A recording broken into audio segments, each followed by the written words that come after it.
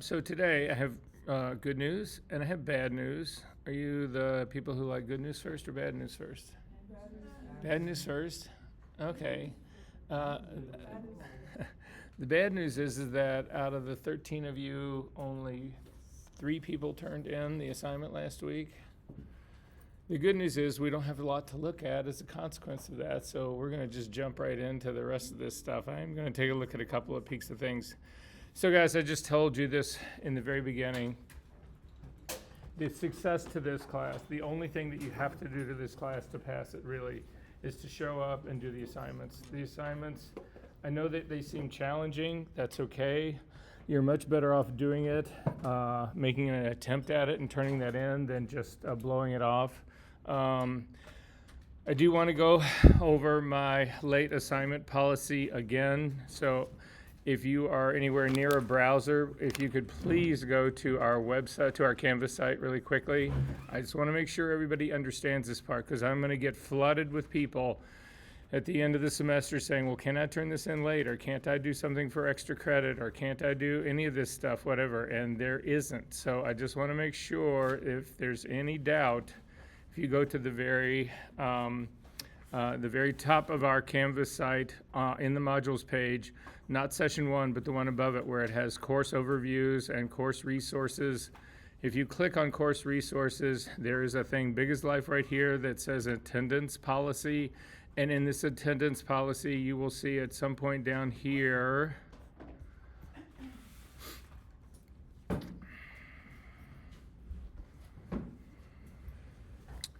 if a student misses more than 3 classes for any reason, the student will fail the class. That's just it in a nutshell. You get 3 shots. If you take a 4th one, if you come to me and say, oh yeah, no, I'm so sorry, but my cat really died this time, there's nothing I can do. So just keep that in mind. And then the other part is the late assignment policy. So it spells it out here pretty plainly. So assignments turned in after the due date before the end of the following week will lose 1 full letter grade. In that case, the assignment that would have gotten the maximum grade you could get on that would be a B. No assignments will be accepted after that 1 week late. Assignments turned in more than 1 week late will receive a 0. It does not take many zeros to trash your grade here. Absence is not an excuse for a late assignment. There are no redos assignments, and there are no extra credit opportunities associated with this course. We talked about this on the very first class. I'm just reiterating it today. So anyway, I just want to make sure everybody understands that. The truth of it is, most of the homework that is in this class shouldn't take you more than an hour. I can't really think that an hour a week is really that oppressive. So if for some reason it is, or you're challenged about something or whatever, I keep asking people just to reach out to me. I'm happy to. Eli and I have done some work together outside of class, and it actually worked extremely well for her on this last go around. So anyway, I just want to make sure everybody's on the page about that. Are there any questions about any of this? I'm not trying to be a hard ass, guys. I've got 4 classes. I am writing 2 more classes, and I'm in charge of the curriculum for the entire SVA. I don't have time to go back in and look for everybody who has turned something in a week late, 2 weeks late. It means to do that, I have to go in and check everybody for every week. So all 50 students that I have to check them every single week for the whole rest of the semester. I can't do that. And it's not just check them, it's check them for every assignment. It's just not a possibility. Yes? If you do turn something in late, it is recorded what time you turned that assignment in. The truth of it is, it's even more forgiving than that. What happens is, you guys could turn something in today. When I grade it is when it is late. So whatever you turn in today, like let's say it is late, right? It doesn't matter until I actually go to grade it. And typically I grade things a week later. So for instance, whatever's due today, whatever you're going to submit today, right? I'm not going to grade that probably for another week. So you actually have that whole week to turn it in. So you've already got an extra week grace period. As long as you get it in before I actually download it and grade it, it's on time for me. What if you already graded it? Once it's graded, it's graded. But you said we can submit, No, the only thing you can submit is if you don't turn something in, you have a week grace period to get it in. but if we did that, you will regrade it, or no? I'm sorry, what? I said, cause you said the week grace period. Okay, so here, let's say, For no, assignment, I'm gonna try and give you an example to make it clear. did Because it's calculate- this week or that week or this, so here, this is, what is due today are the assignments from week number 4, right? So let's say 4.1 is due today, right? Yeah, I'm not gonna grade 4.1 probably until the middle or to the end of next week. So you have that whole time in there to submit 4.1.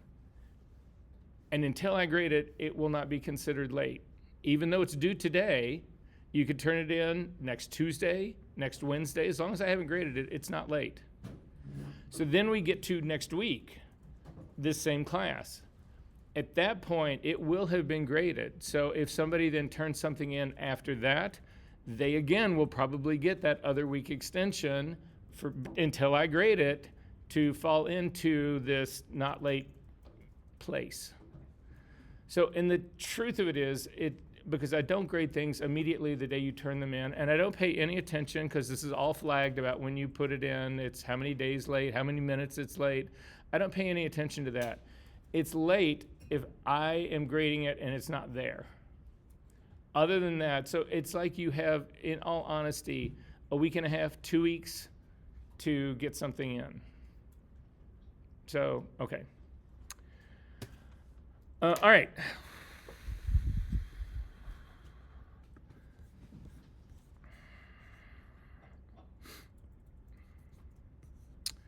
I do want to look.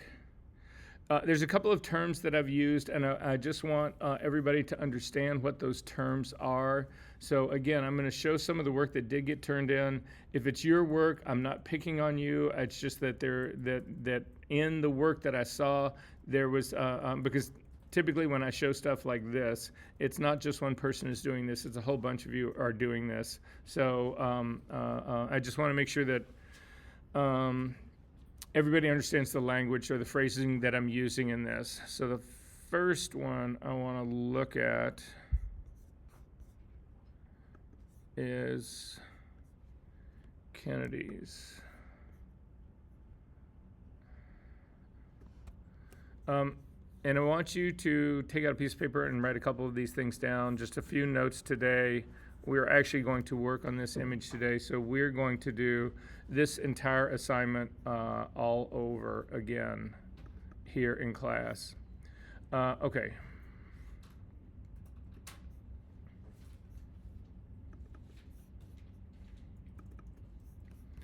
So you'll see a lot of times while I talk about a mask being too aggressive.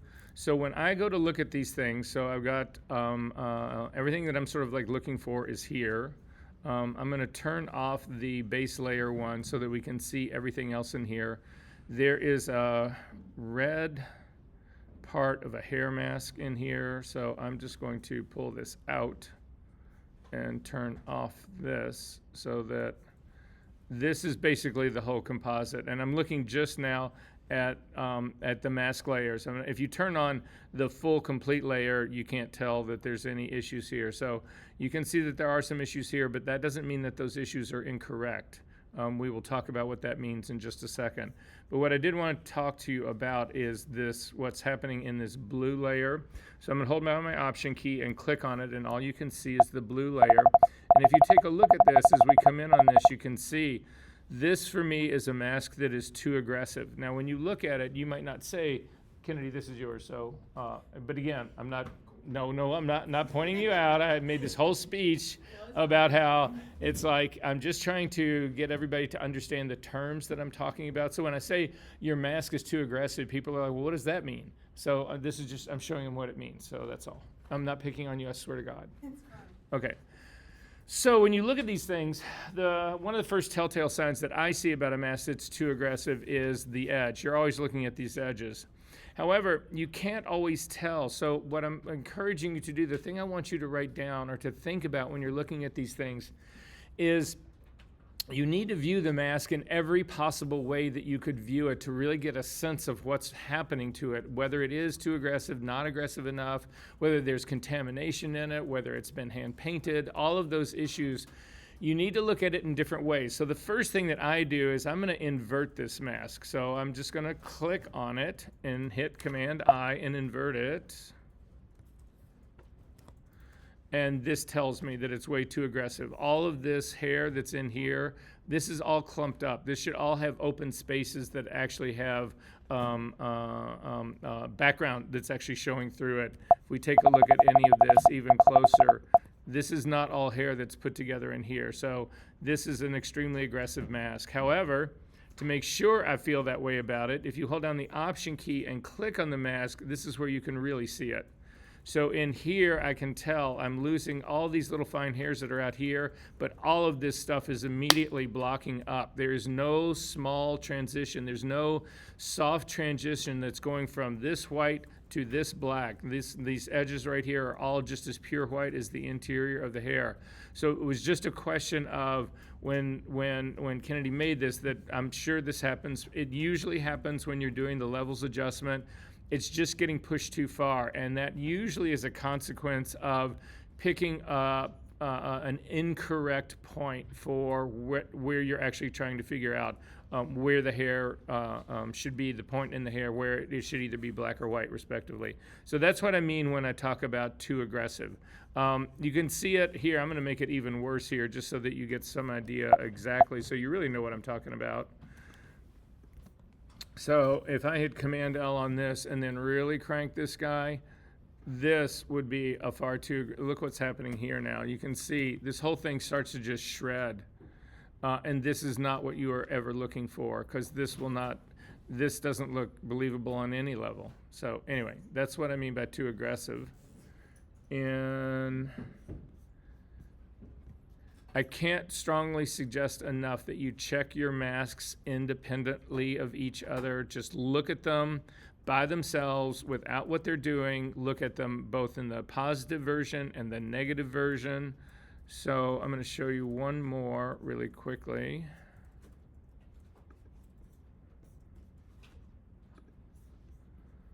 And this is Sierra's.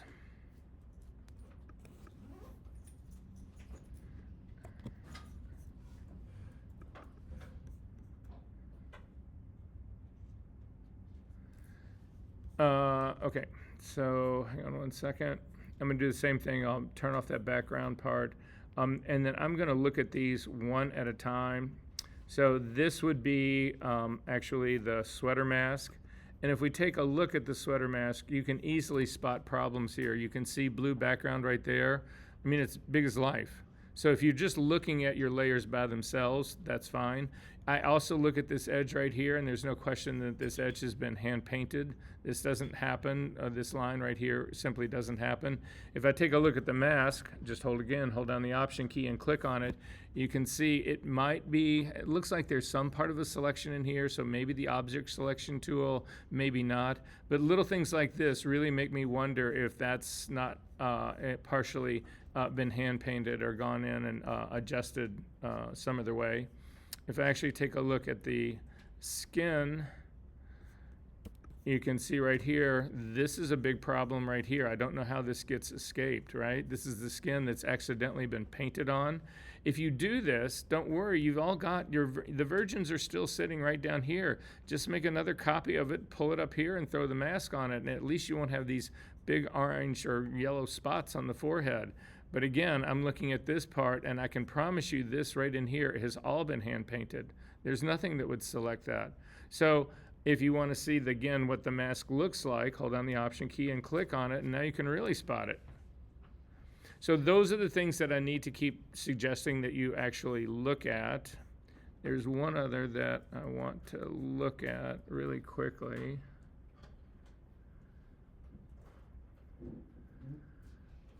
And I don't know where it is, so I'm not going to look at that part. Anyway, so we're going to do this entire exercise in class right now. And do me a favor, I did this in my class last last Tuesday, 2 days ago. And people started off gung-ho and strong.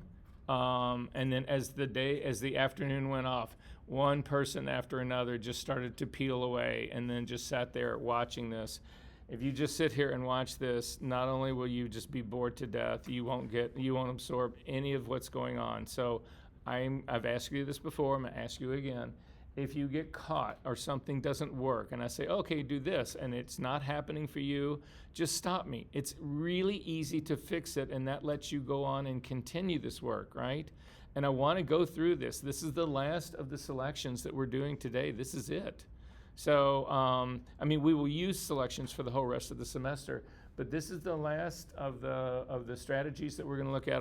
The homework that you have for this week will be the last homework that involves building selections and that kind of stuff. So anyway, stop me if you get lost. Stop me before you get lost. Stop me if you're like, oh God, that's not happening, or it doesn't look like that at all.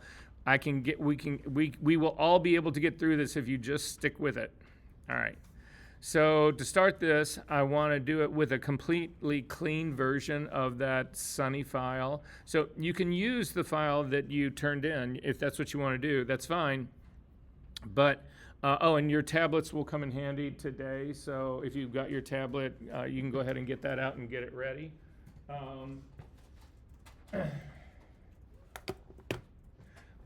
So anyway, you're welcome to use the file that you originally worked on. But if you're going to do that, I want you to make a duplicate of the file so that you don't lose what you did, so you don't lose your work. Make a duplicate of the file, and then I want you to throw away every single mask that was saved in the channels palette, all of the layers that have got masks on them. I want you to throw away all the layers except for the one that we start with. So all you should have is the full picture of Sunny, the base picture of Sunny, whatever, and the composite RGB channel, and then the red, green, and blue channel. That's all you should have. Everything else you should pitch. But again, just make a copy of your file. I don't want you to throw away the work that you've actually done. Okay. So it's going to be in week number 3. That's where mine will be.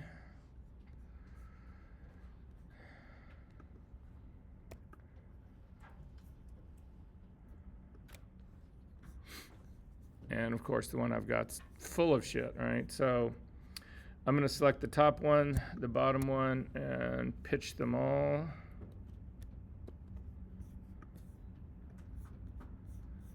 And anything I've got saved over here, I'm going to throw all of these away as well. I just don't want you to be confused about what's old and what's new in here.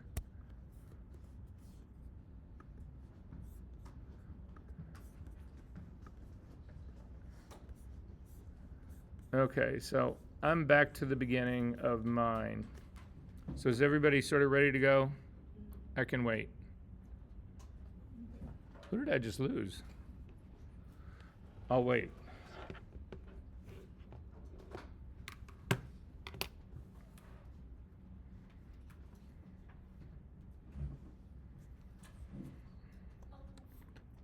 Yeah.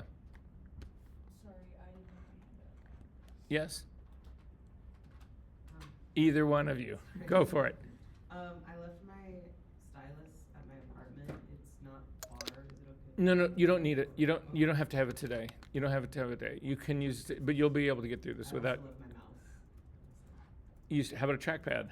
I have a trackpad. Okay. There's no use it. I just know it's not like. Yeah, this isn't the assignment where using a trackpad to try and retouch will like you'll hate your life. Okay. So yeah, you're good. You're good. Got it. This is random, but do you know any photographers like Irving Penn or Henry Hargreaves that did anti-still lifes? I have a whole slideshow of Irving Penn anti-still lifes. I saw them. Is there any other like current photographers? Oh yeah, I have a whole string of them. Oh, can we connect after class? Yeah. You can shoot me an email right now. I'll send you the links, and if not, we can do it after class as well. Okay, so we're going to start off from the beginning, and this is one of the reasons people, I think, sometimes feel like I and you, people in this class might feel like this way as well, that I am laying traps for you, setting you up, ready for you to fall, all of that kind of stuff. There's a little bit of truth to that. But it's not malicious. It's not malicious. So what it is that, for me, we could have started this whole process and I could have said to you, okay, I'm going to tell you exactly how to do this thing, like I'm going to do right now. We are going through this whole thing step by step, and I'm going to tell you exactly what to do, how I'm doing it, and get you to do it, right? I could have started out that way. But then what challenge is that for you? How does that actually exercise your memory? The thing that I think helps you remember things is, or actually develops your creative approach to anything, is the challenge of, okay, how do I do this? Having to figure that out.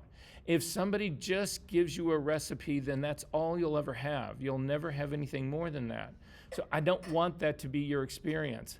So all of the things that we are looking at right now, I had showed you all of these selection methods before the assignment happened. So you had exposure to all of it. But then it was up to you to choose which of these methods was going to work for this one, which might work for that one, which is this better than this one. That was all up to you.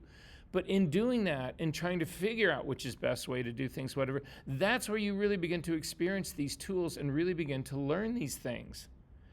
And so, but that being said, at the end of it all, if you didn't achieve the level of it that you wanted to achieve, I don't want to leave you hanging. So that's why after the assignments get graded, I come back in, and usually we end up doing the assignment, or at least part of an assignment, every single class. So you're turning in the pen work, I think, right now. Isn't that what gets turned in this weekend, right? We will revisit the pen work next week after I've had a chance to grade it, just to make sure everybody understands it and has no questions about it and is able to work with it, blah, blah, blah, blah, blah.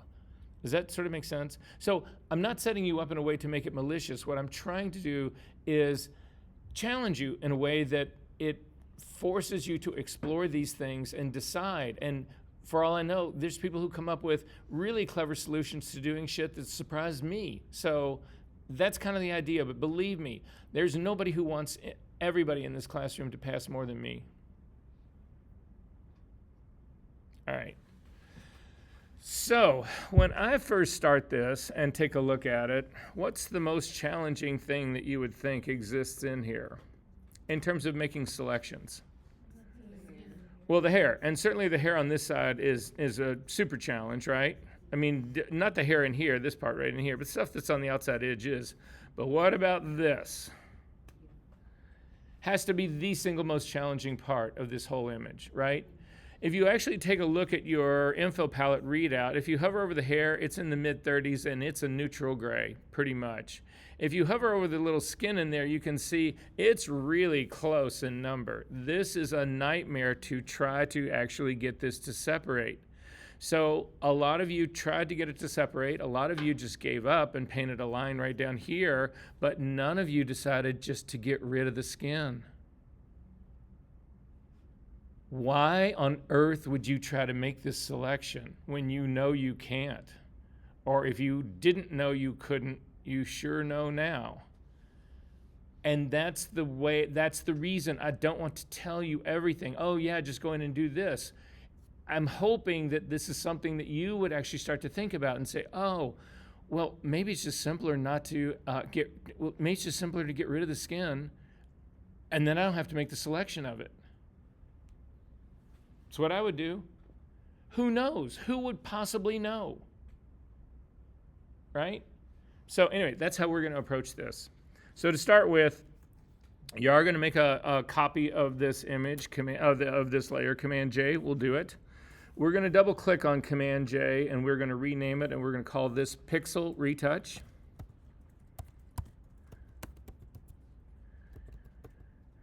Now, in this class, and you will get this as we get deeper into, because we start retouching next week in a big way. As we start to get into retouching, the order that you do your retouching actually matters significantly. And so just again, something to write down now. We will talk about it again for the next 3 or 4 classes, and I will mention this again, but The way you want to think about doing the order of your retouching is you want to start out with your virgin protected copy of your image at the very base. You never do anything to that except for make a copy of it. It stays untouched other than that. So then you actually have, once you've got your base, the first things you do are pixel retouching. If you are really going in and moving pixels around, so this would be clone stamp tool, healing brush tool, frequency separation, all of that would actually happen to begin with. What then goes on top of that is what we call tonal retouching. We get into that in a big way either next week or the week after. What happens then after that would be liquefy. What happens after that would be color grading. And then what finally happens after that is sharpening for output. So we are going to do that method always. Yes? You said it's pixel retouching and what's after that? So pixel retouching, then tonal retouching.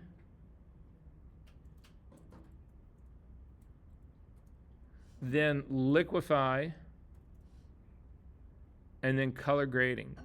And the reason we do this is that if you shift the order, the only way to do it is you have to start baking elements into what your next steps are. And once you have to bake a file or bake a layer stack, if something goes wrong, you have to undo every single thing that is above that merged baked version of the file.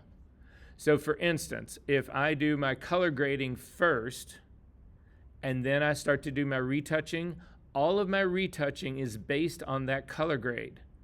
If you decide you don't like that color grade and you pull it out, all of your retouching has got the color grading baked in it. You have to start completely over to do your retouching.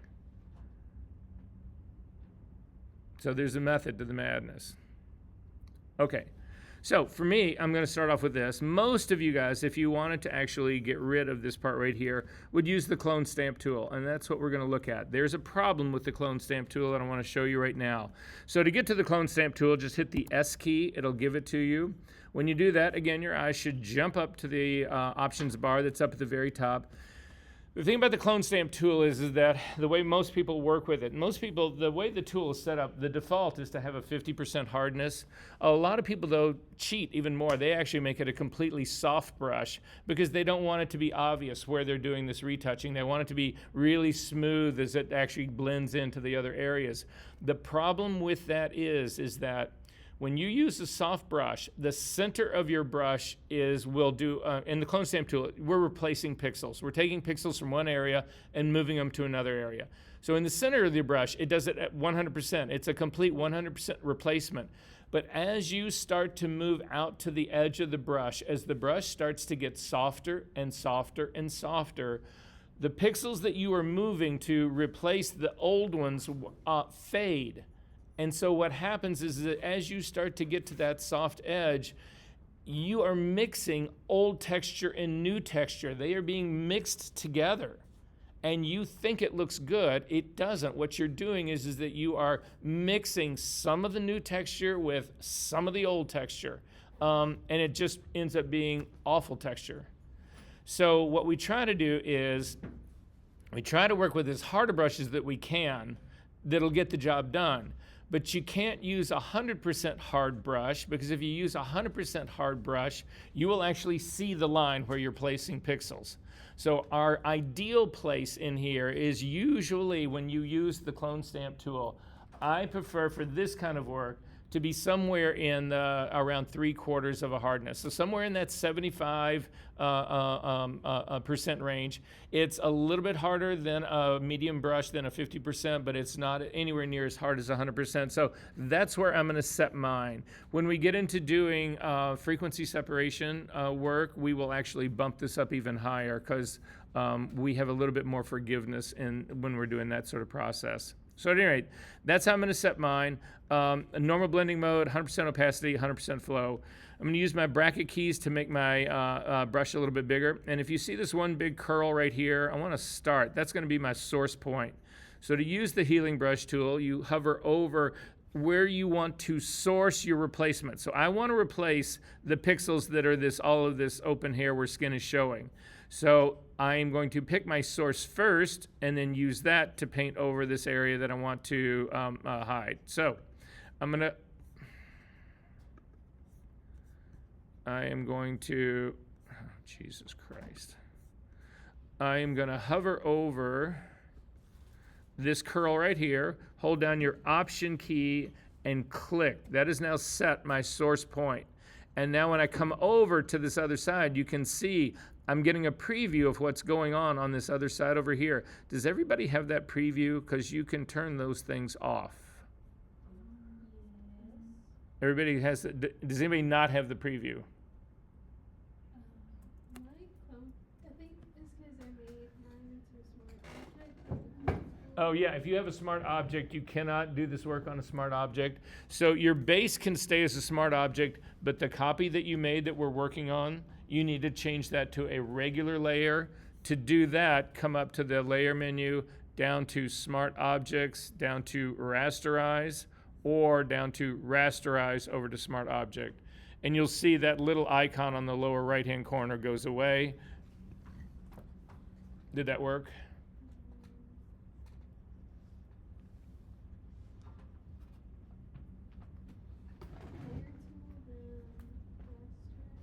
Okay, so you have a smart object first, right? Which is fine.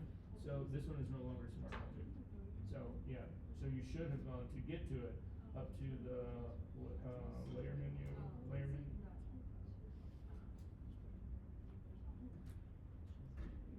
Like what?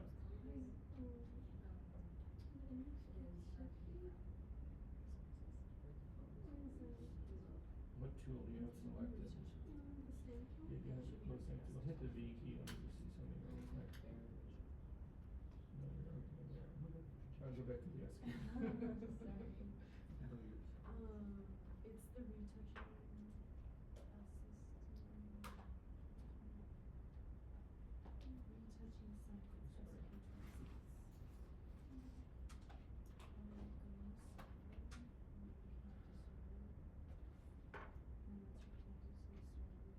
No, you got something horrible going on here. You need to quit this. This might be a full reset. You don't need to save that. Oh, I have. Can you get rid of all of those? Oh, I don't know, but. That's your homework. Is it saved? Okay. And then go ahead and open up Photoshop again. Do you know what it is?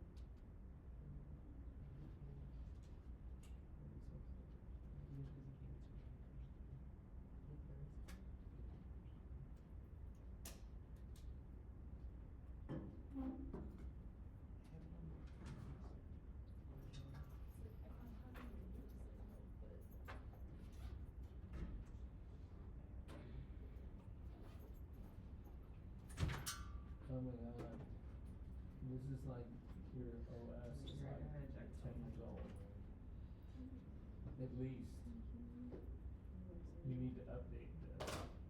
So I think that may be a problem. But anyway, we're in Photoshop right now. Let's see if this still happens again. And I can show you during the break. I'll show you what you need to do about thinking about upgrading this. I wouldn't do the very latest, but more than you have. Alright, so let's throw all of this away.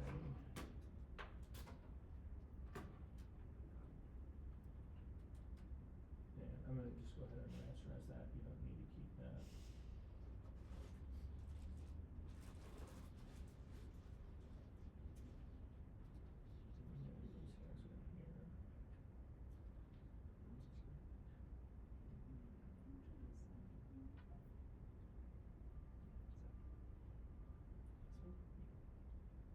move.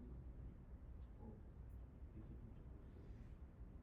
Oh yeah. You can do this later. Wait, how do I move it? And then hit Command J. And then S key.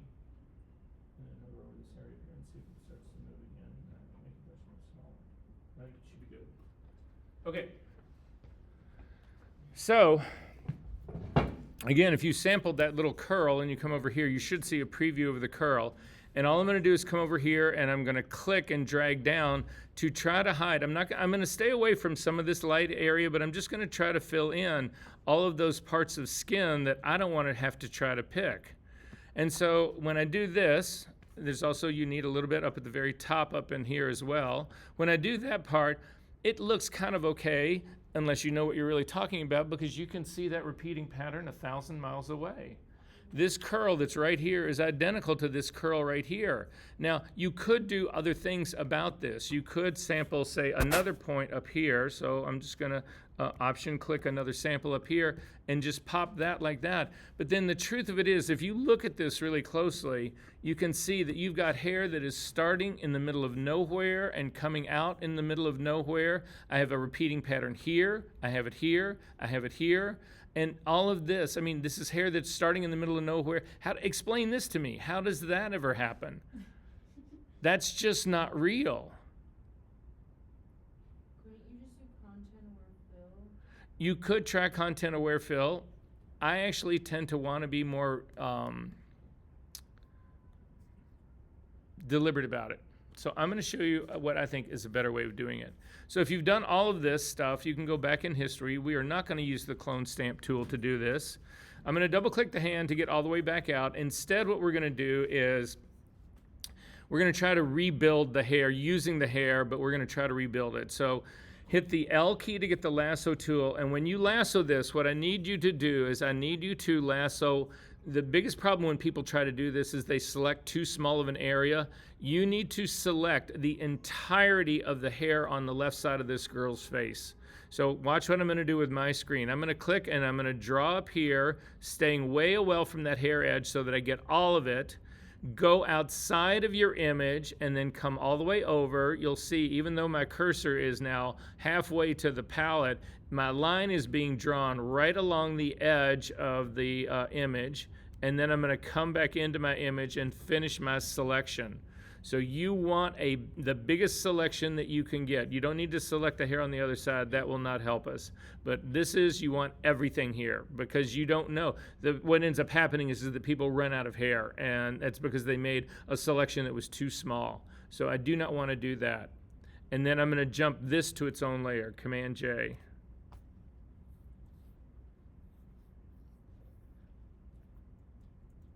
We good? Okay, again, if you're not, yeah.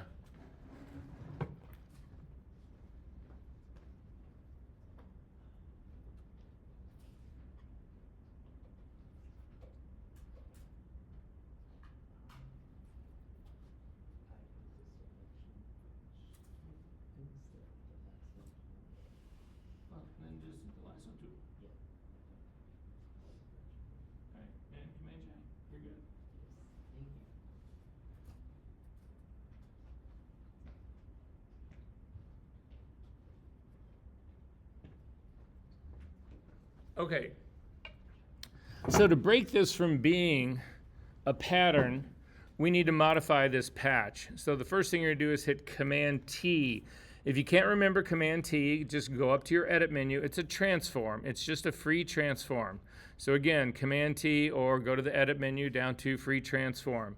When you do this, the first thing that I do to help break this pattern is I rotate this. So if you have your cursor on the inside of this and you click and move, it'll actually move the patch around.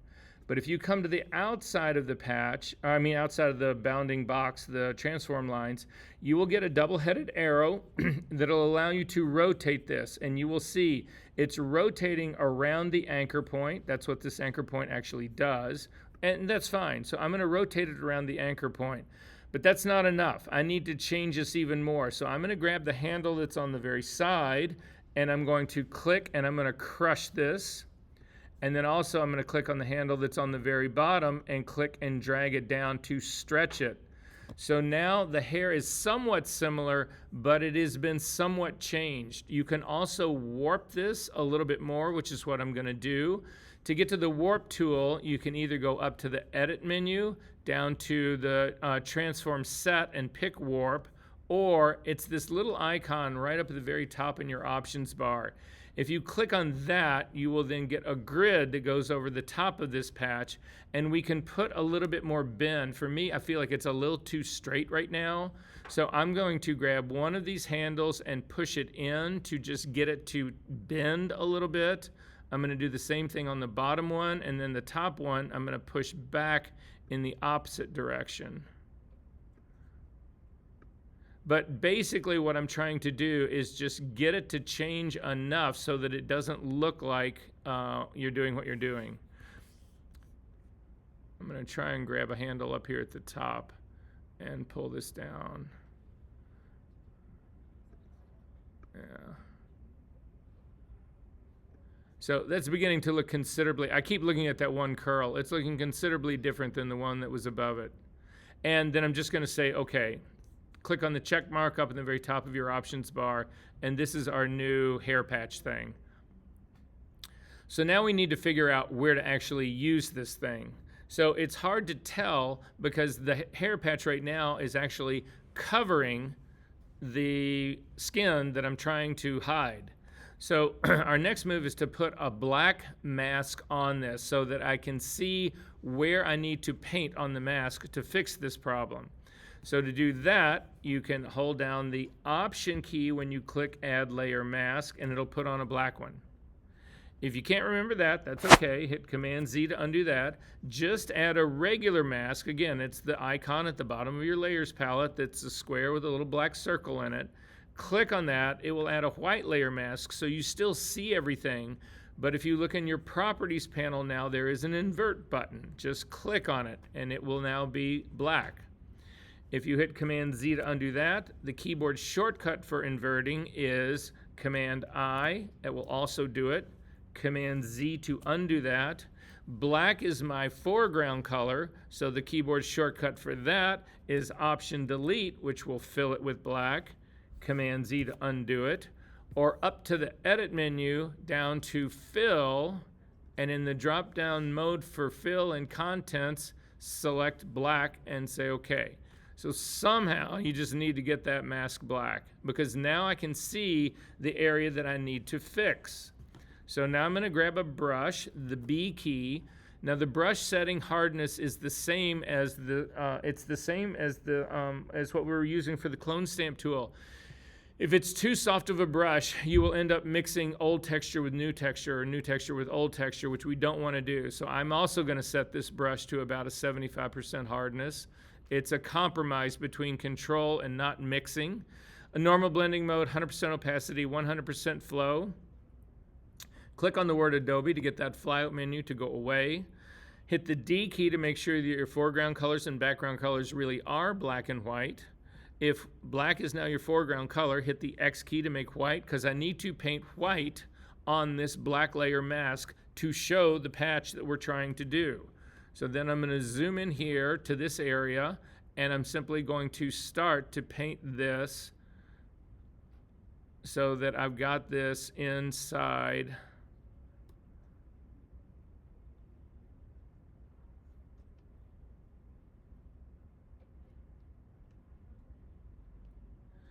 And now you can see this curl, at least in mine, that I started with right here that I've been talking about all along. Look at my screen, see what I'm talking about. That is this curl right here. There's no way that you see those two as a pattern. That is not exactly the same, not by a long shot. However, there's a problem with this, and I need everybody to look up at my screen to see what the problem is. I'm going to hold down my Option key and click on my layer mask just to view it by itself. I've got a hole right here in the patch. I need to fill that in. That is, again, old texture and new texture mixing in a really uncomfortable way. But I have another problem right here, and the problem, everybody look at this screen really quickly to see what I'm talking about.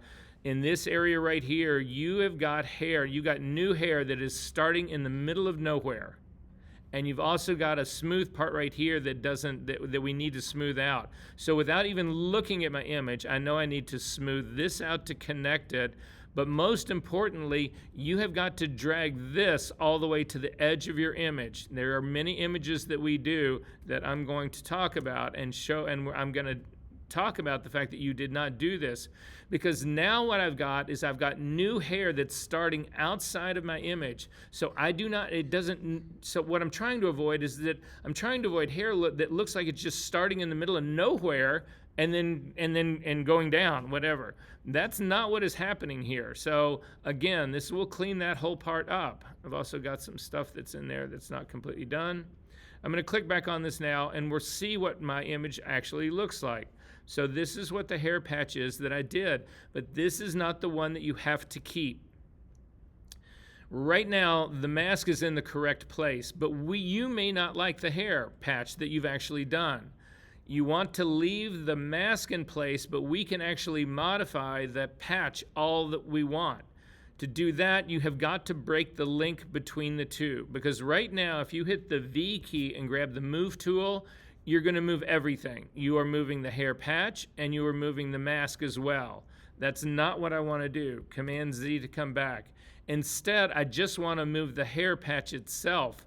So there is a chain link between the mask and the pixel content. If you click on that chain link, it goes away.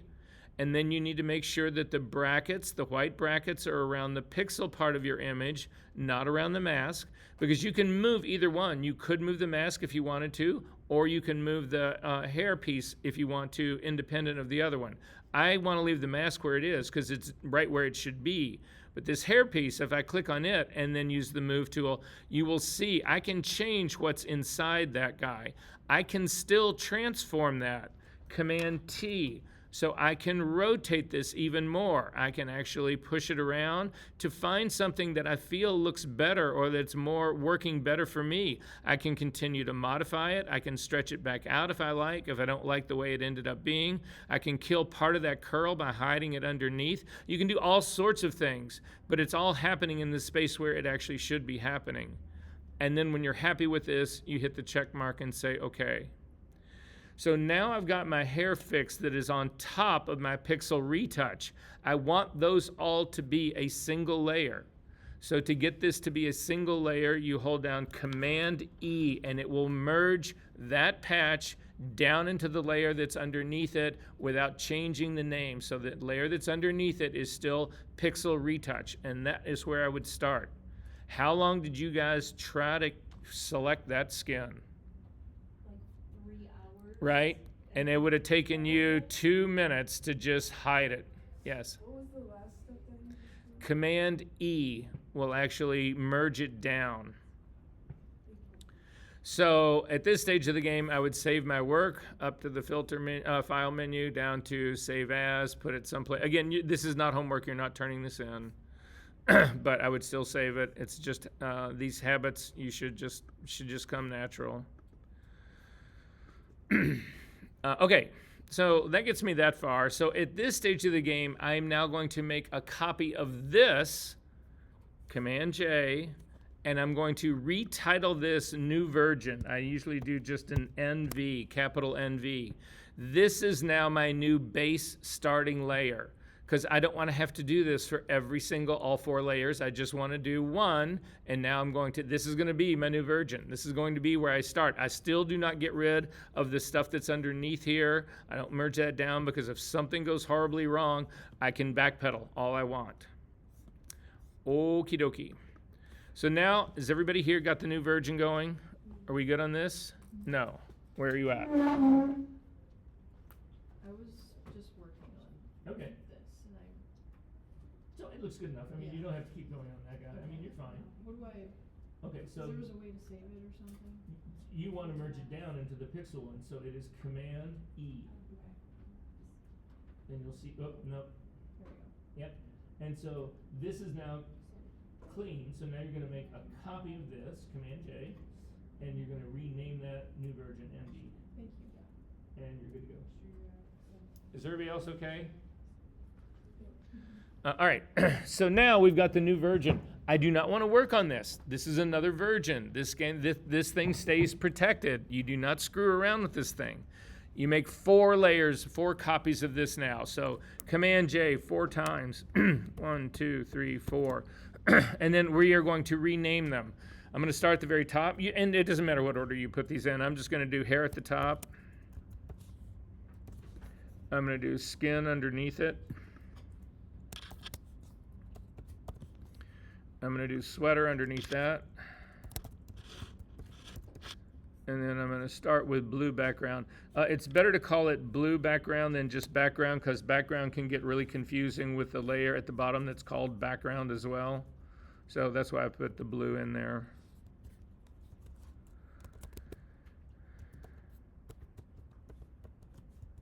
And say, okay, ooh, maybe not screen blue background.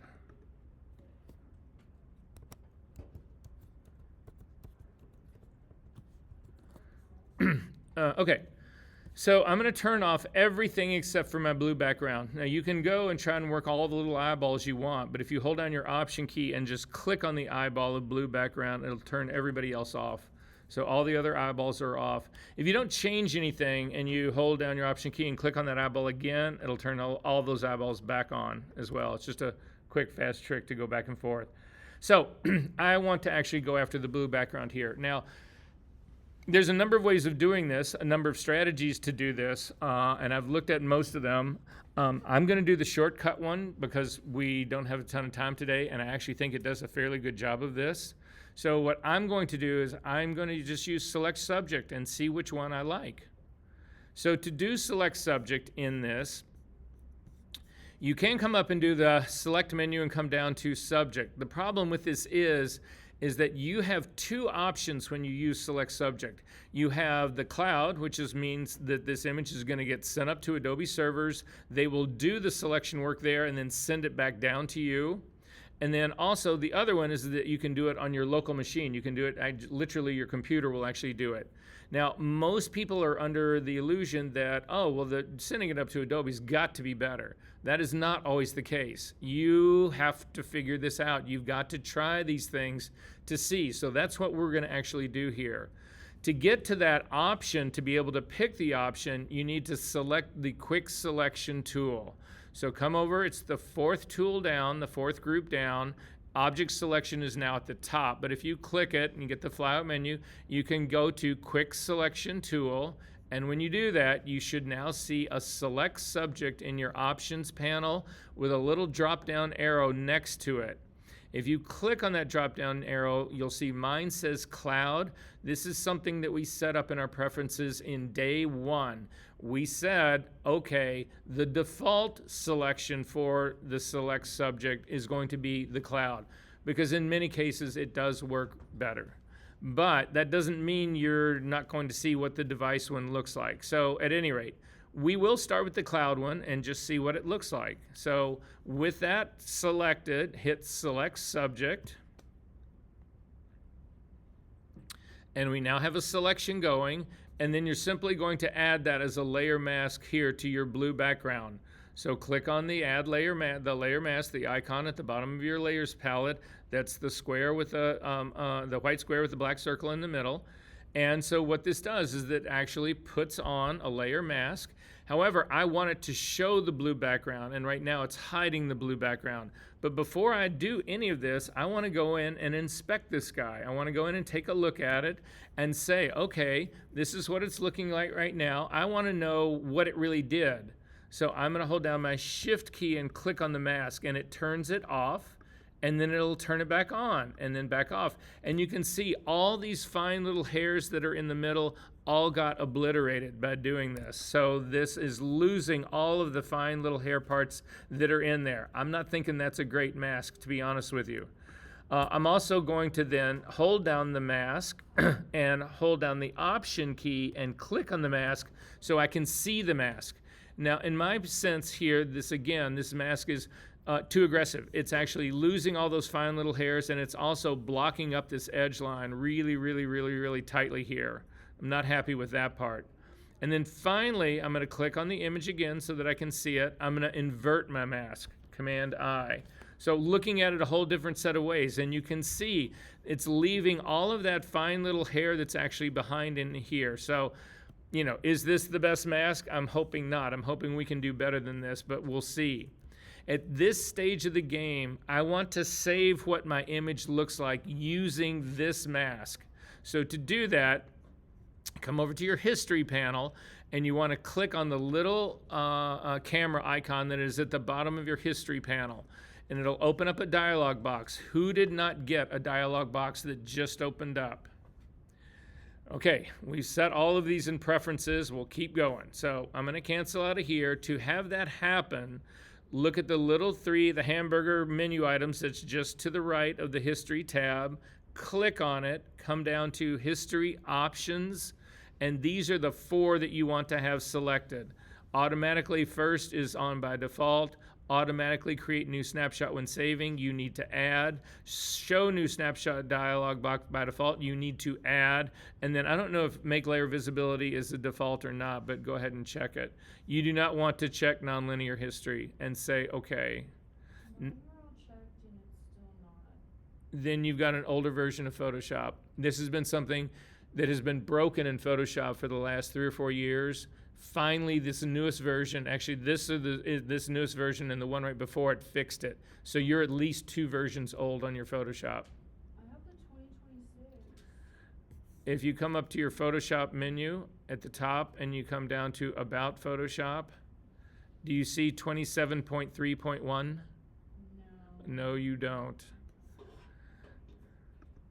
Okay. Don't worry then, Eli, just watch this upgrade because we use this all the time. Yes? How do you get like the opaque view on her?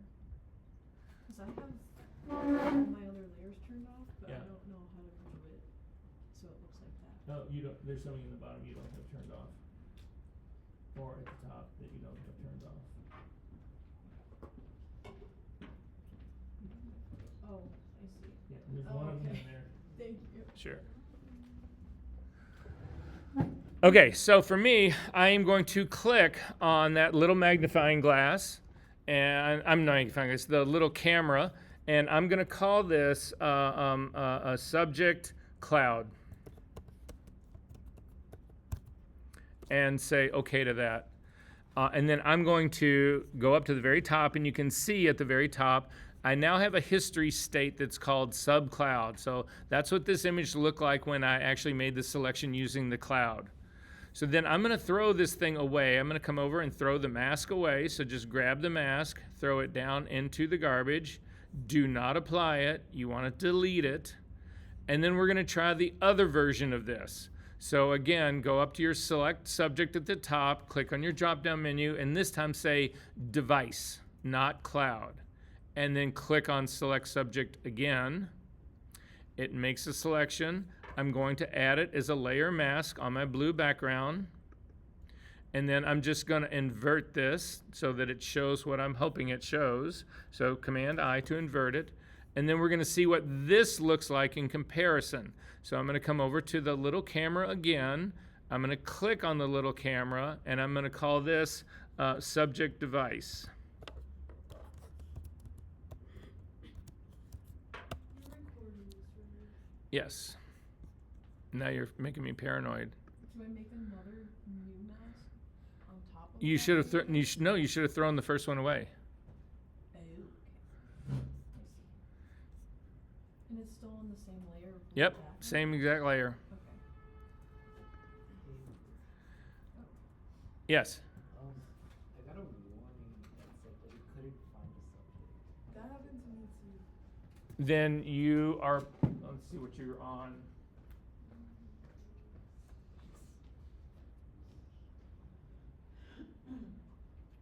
My suspicion is that you have the mask selected, not the figure.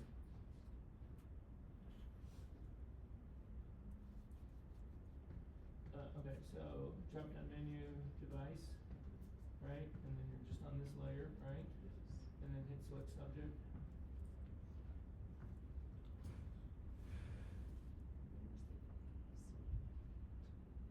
Are you online? Are you online to your phone?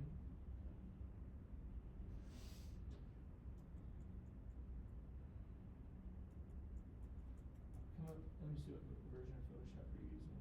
Click on the little Photoshop thing at the very top.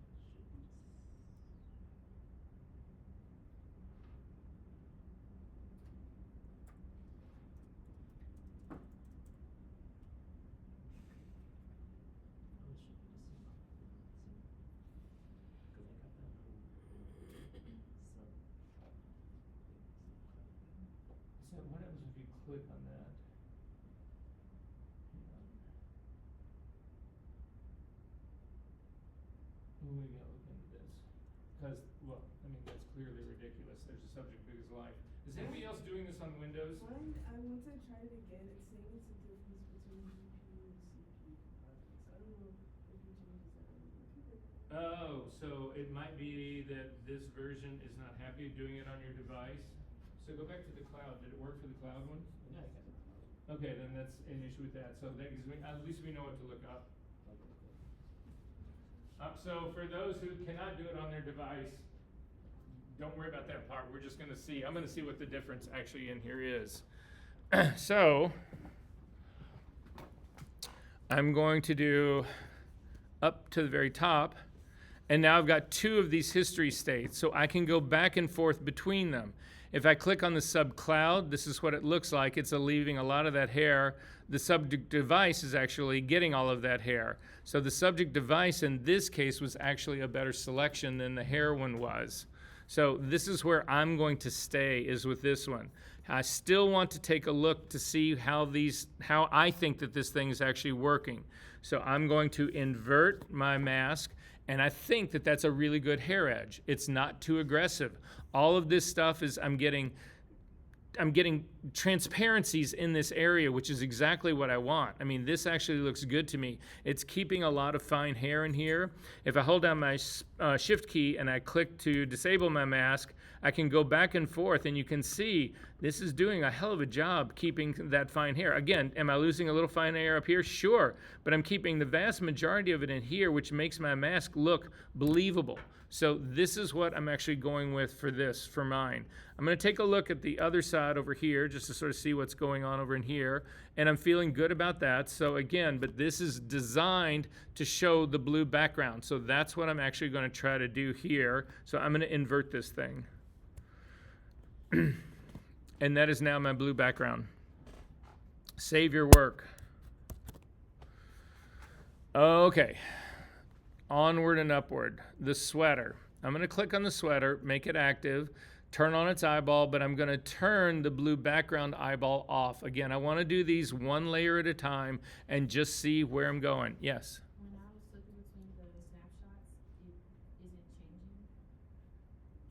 changing? Did you go back and forth between your snapshots? Are you sure there were two different things happening when you did them?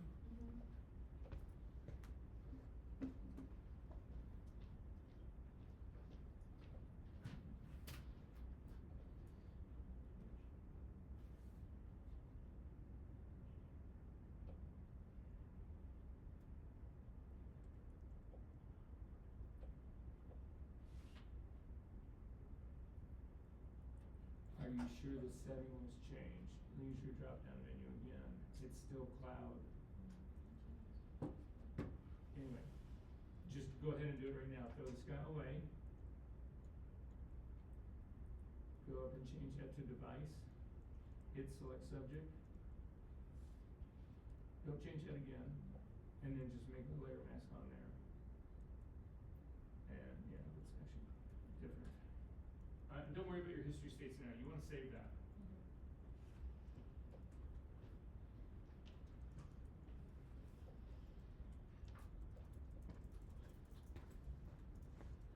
Okay, I think today, right now, would be a really great time for a break. I've got 2:14, make it a hard, be back at 2:24, and we will tackle the rest of this.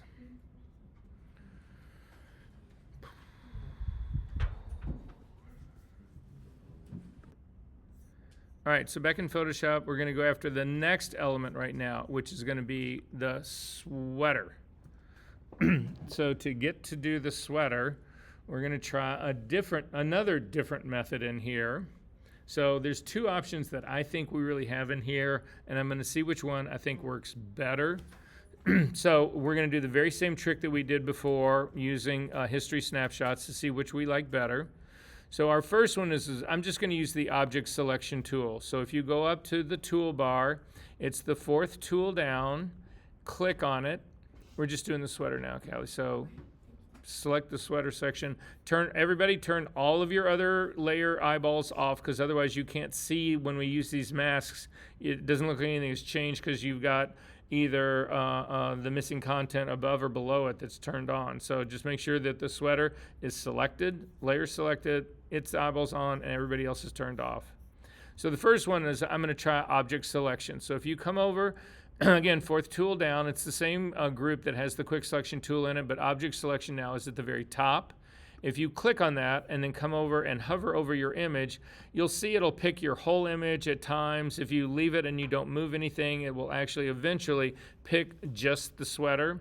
If you click on it, it will actually load the sweater as a selection, and we can then save this. So again, not save it, we're gonna add it as a layer mask. So I'm gonna come down and again, the layer mask icon at the bottom of my layers palette, I'm just gonna click on it and that put on a layer mask, and I'm going to do a history snapshot of this. So come over to your history palette, click on the snapshot, and we're just gonna call it OBSelect. OBJ select, just to see what it actually looks like. Then I'm going to throw this layer mask away. Do not apply it, just delete it. And then we're going to try this in the Select and Mask workspace and see how that does. So to do the Select and Mask workspace, you can either come up to the Select menu, down to Select and Mask, or if you've got this layer selected, no, that's where you need to go after it. So up to the Select menu, down to Select and Mask. This will open up. You want to make sure that you are on the onion skin. So in your View menu in the Properties panel, click on the drop down, make sure you're on the very top one. In terms of your transparency, you want this at 50%.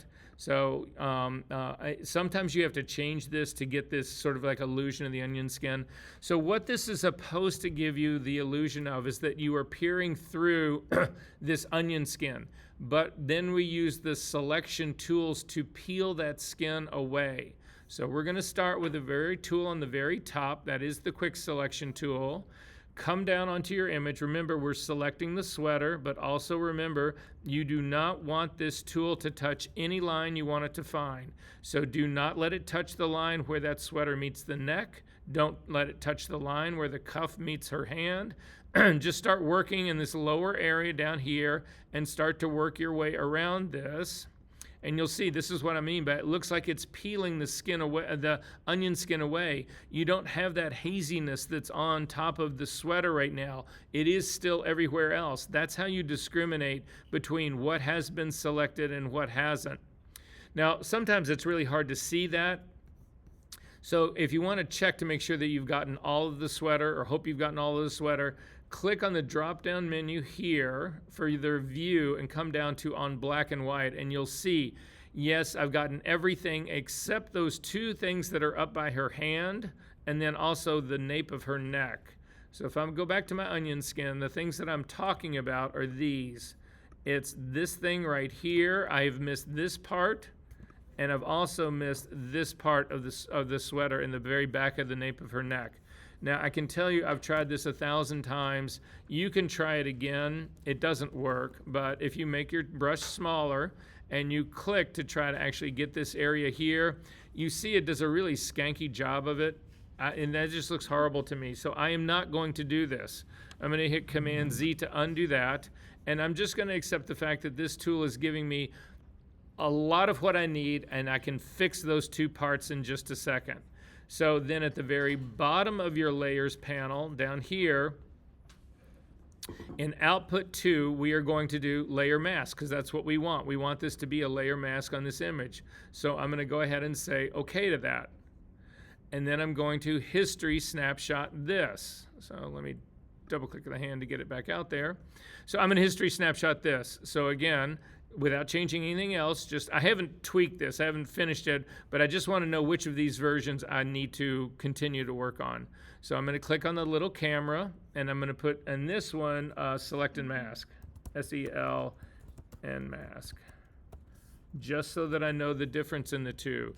Now when I go up to my history panel at the top, I've got two more history states, one called Object Selection and the other that's called Select and Mask. And so I'm going to select, right now the Select and Mask one is on there.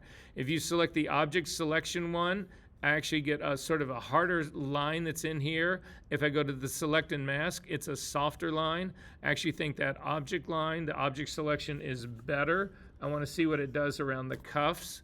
So I'm going to go back and forth between the two here. It leaves a big hole in the middle, but that's an easy thing to fix. But I like the way it handles the cuffs better. So for my money, the object selection tool here actually did a better job than the select and mask. So if you leave the object selection tool selected, that is the mask that's actually on this layer right now. And at this stage of the game, we can just continue this. However, you need to know this. When we selected these layers to go back and forth, look what happened to our history. It all got grayed out. And if I do a move now, all of this is going to go away. So I want to keep the state, which is fine, but I'm going to select the very bottom of my situation right here to see where I'm actually at right now.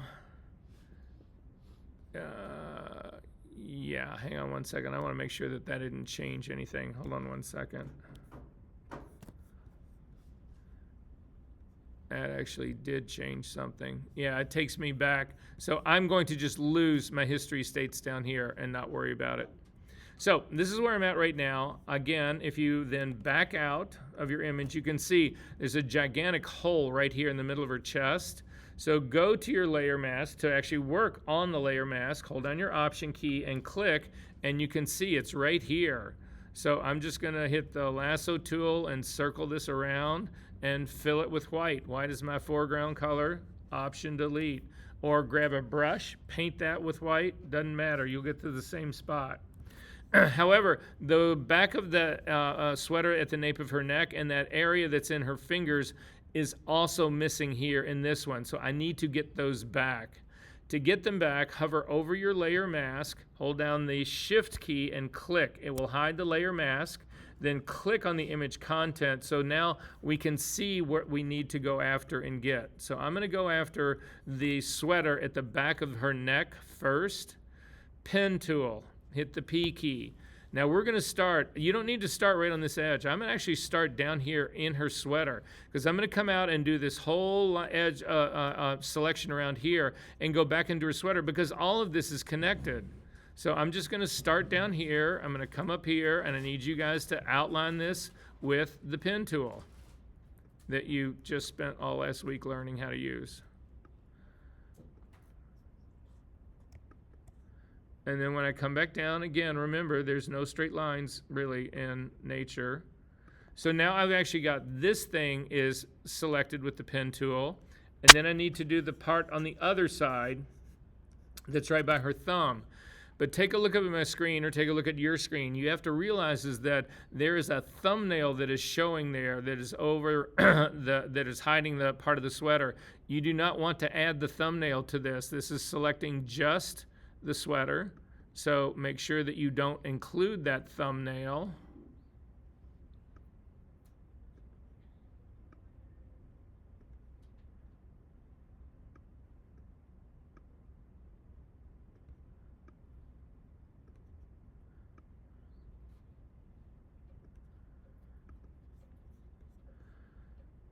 And then you need to go to your path palette. And in your path palette, I've got stuff that I didn't throw away, so hang on one second. You should have a thing that says work path that has both of them on there. Simply double click on the name that says work path, and we're going to call it sweater bits.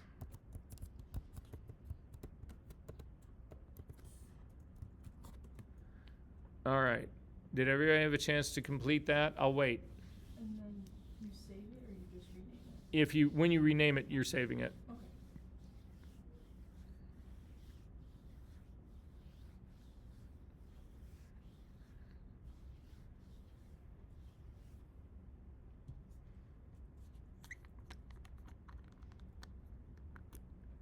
Yes.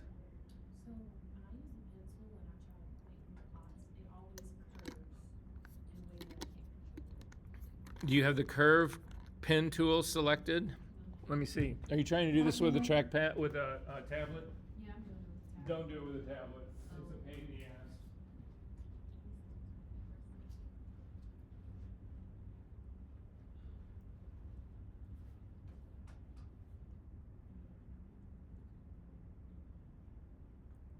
you're just doing straight lines though.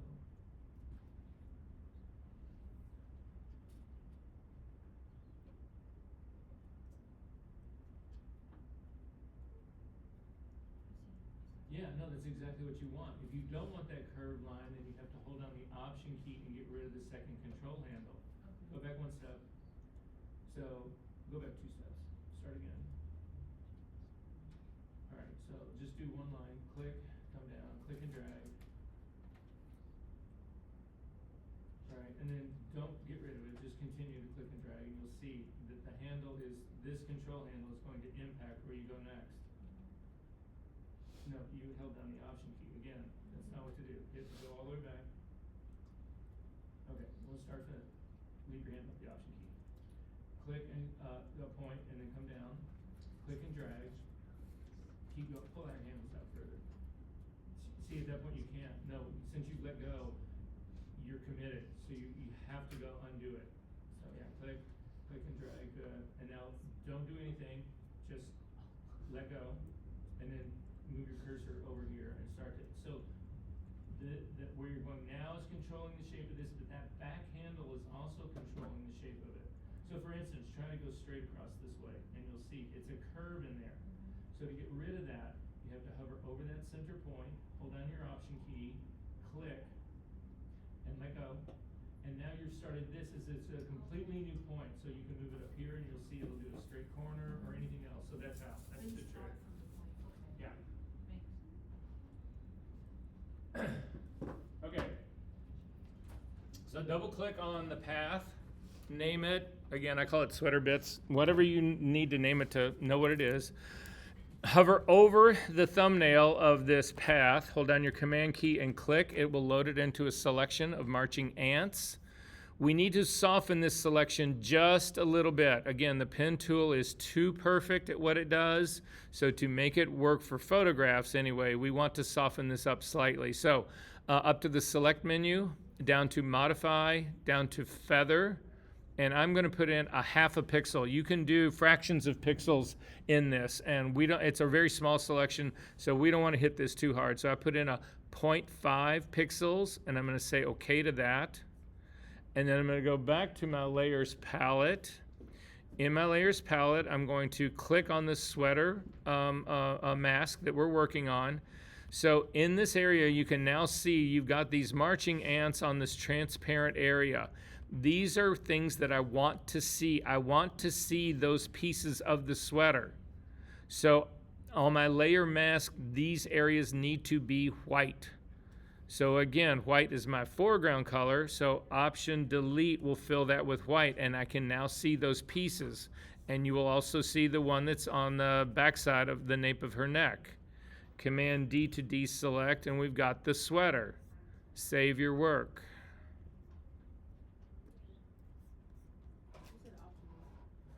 Again, to fill with foreground color, it's Option Delete. To fill with background color, it is Command Delete.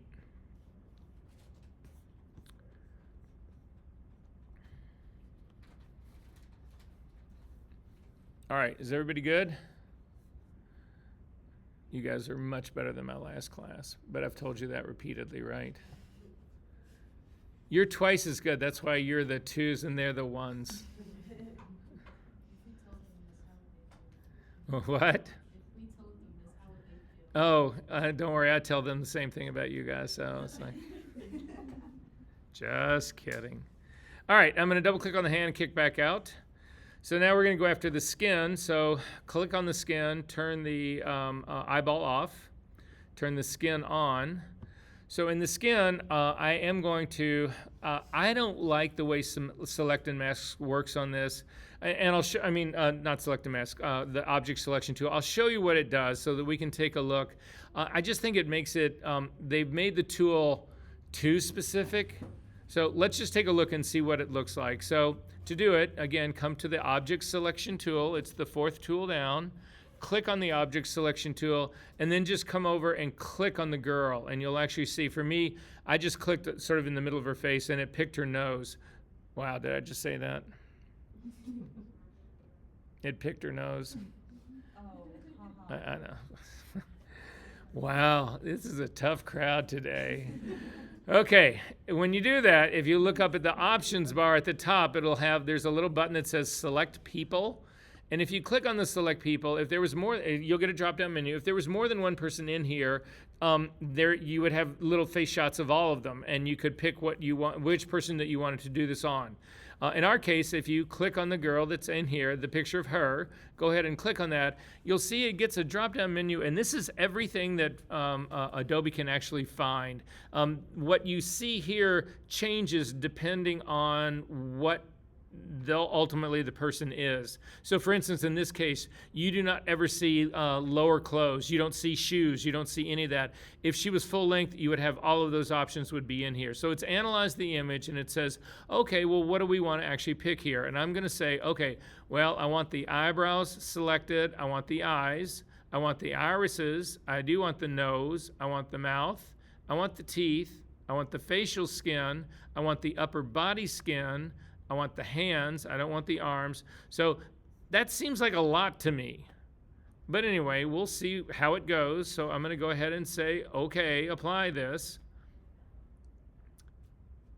What happens if we don't have like those individual options, like it just has her face? You need to click on her face. Oh. And then that whole thing will drop down. Did that work? Yeah. So again, I'm going to save this as a select, or I'm going to go ahead and put this on as a layer mask. So we'll click on it and add this as a layer mask. And you can see it did not do a good job. Look at what's happened around her eyes. I mean, that part has just gotten, that's not looking really good to me. If I come in and I take a look at the skin at the edge right here, that does not look good to me. That almost looks hand painted in all of this. So I'm not even going to bother to compare this with something else because all of this is going to take so much to get this fixed. Where her eyes have fallen apart, all of this stuff, no. This is just, look at her hand. Her whole inside of her hand on this side is gone away where it's like next to her neck. This is just way too much work. So I'm throwing this mask away. We've got to go after this using a different method. Again, throw your mask away, do not apply it, delete it. So instead, I'm going to try the Select and Mask workspace. So again, up to the Select menu, down to Select and Mask. And again, if you should be on the onion skin, and this image will look like it's being covered by an onion skin. Start at the tool at the very top. So the tool at the very top has actually got the quick selection tool, and make your brush a little bit bigger. And just remember, don't let it touch any edge you want it to find. So when I come over here, it's actually done a pretty good job of selecting her skin. However, on the side that's on the left-hand side, it's selected all of her hair as well as the blue background. I don't want any of that selected. So if you can see, I mean, Adobe has made these things so small, it's ridiculous. The center of this quick selection tool has got a little plus in the middle of it. If you hold down your Option key, that changes to a minus. And now you can paint through her hair to subtract the part that has now been added. But remember, do not touch the edges you want it to find. You've got to stay away from those. So I'm going to click and just drag down through here. Make sure you get the blue background as well. Question, we're on the skin layer and you just went up to selected mask. Yep. My onion skin isn't showing up for some reason. And it's saying it's like it's on the right thing. Probably transfer.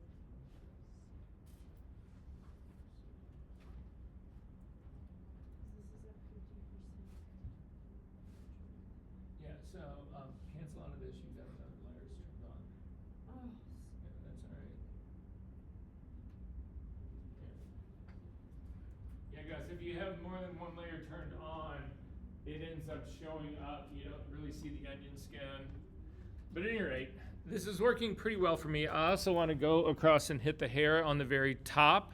Again, I don't want this to be part of my selection, so I'm holding down the Option key to get rid of that part.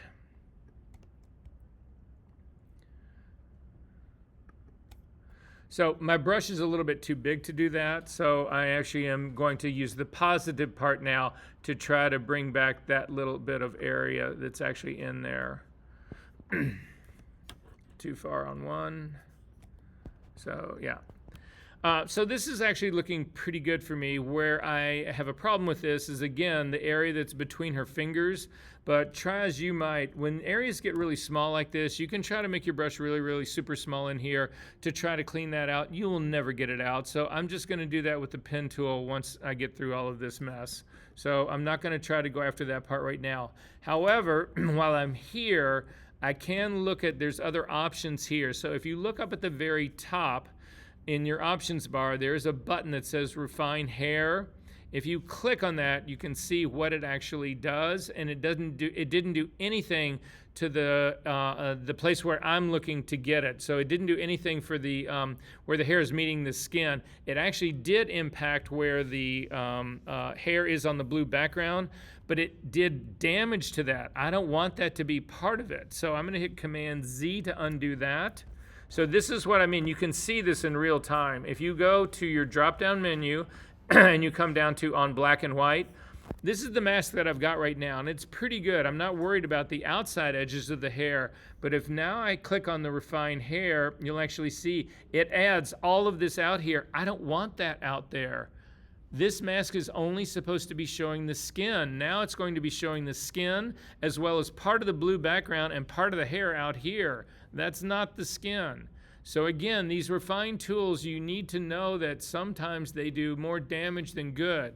So I'm going to hit Command Z to undo that one. I'm not going to use that refine tool. What I am going to try is the refine brush though, because that way you can actually say where you want it to be.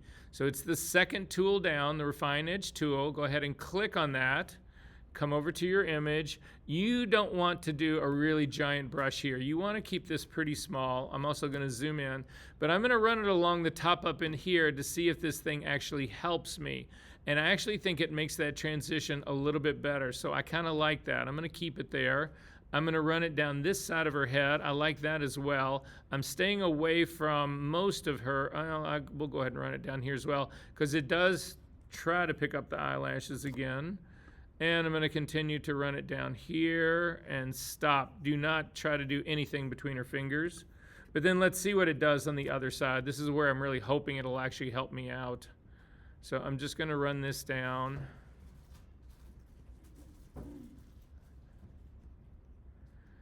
And if anything, I think it makes that edge just a little less hard. So I like that. Again, I'm going to try it along the area that's right below her fingertips. And in that part, it really didn't help me. It actually did more harm. So I'm going to hit Command Z to undo that. And instead, I'm actually going after this with another brush. Yes? Oh. The third brush down is strictly a paint brush. And so this, unfortunately with this brush there, no, you can use the drop-down menu. Go ahead and use your drop-down menu. And you want to make this a completely soft brush, because I'm going to try to clean out a little of this air, this more the hair, the back of the neck in here. So make my brush a little bit larger. And then I can just paint through this. And that's about as good as I think I'm going to get this guy. So I'm going to go ahead and say, again, to check my output here, to a layer mask. I'm going to say, go ahead and do this to a layer mask. And so this is now the skin part in here that I've got. So I'm going to zip back out and take a look at this. I want to see exactly what's going on the hairline up at the top. So I'm going to hold down my Option key and click on the layer mask to see what's really going on in here. And you can see, I can do a little cleanup in here. You see that this, okay, so when I talk about contamination, look at this hair that's right in here. You don't see this if you're not looking at the mask. Look at the contamination that's actually in her skin right here. I can fix all of this using an overlay brush. So the B key to get a brush, click on your drop-down menu and change it to overlay. In this case, I'm going to do a medium hard brush. And then again, 100% opacity, 100% flow. White is my foreground color, so I'm just simply going to work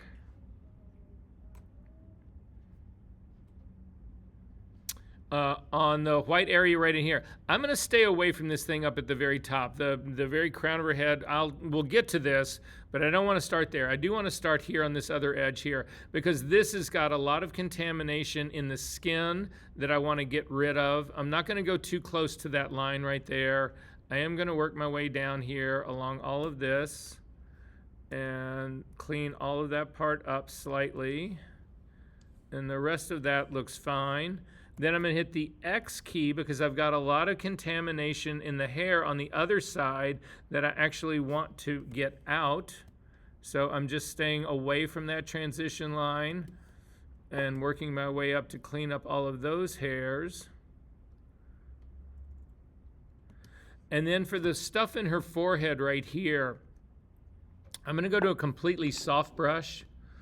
This is this is more now just artistic movement in here. I'm also going to drop my opacity of this down to like 25, 30%, something in there.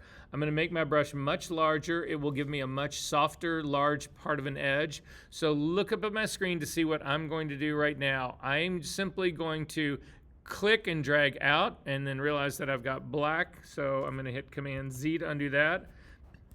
X key to be doing this with white. I'm going to click and drag out and click and drag out and click and drag out. And I'm just going to keep going back and forth with this till I feel like I've got a better hairline in there without sacrificing too much. And at this stage of the game, I'm going to stop right there. Then I'm going to come down in this same area. It's where her eyebrow is crashing into the side of her head. I'm going to try to just soften that up a little bit. I keep just tapping and yanking and tapping and yanking.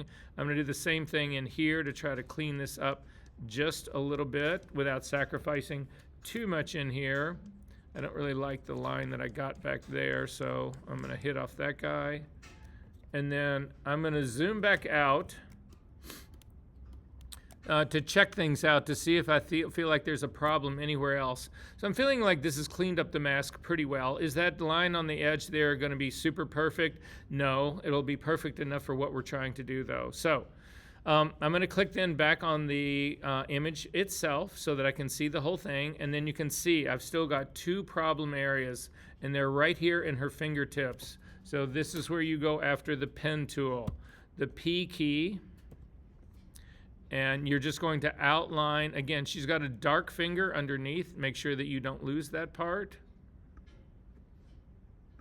And the nail.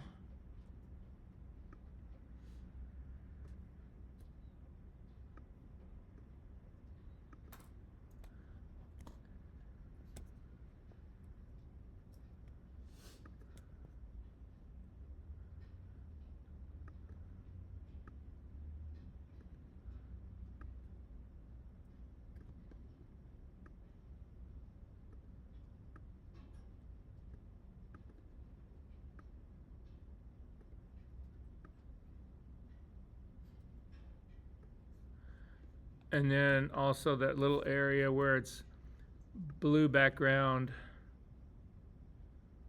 as well as thumbnail.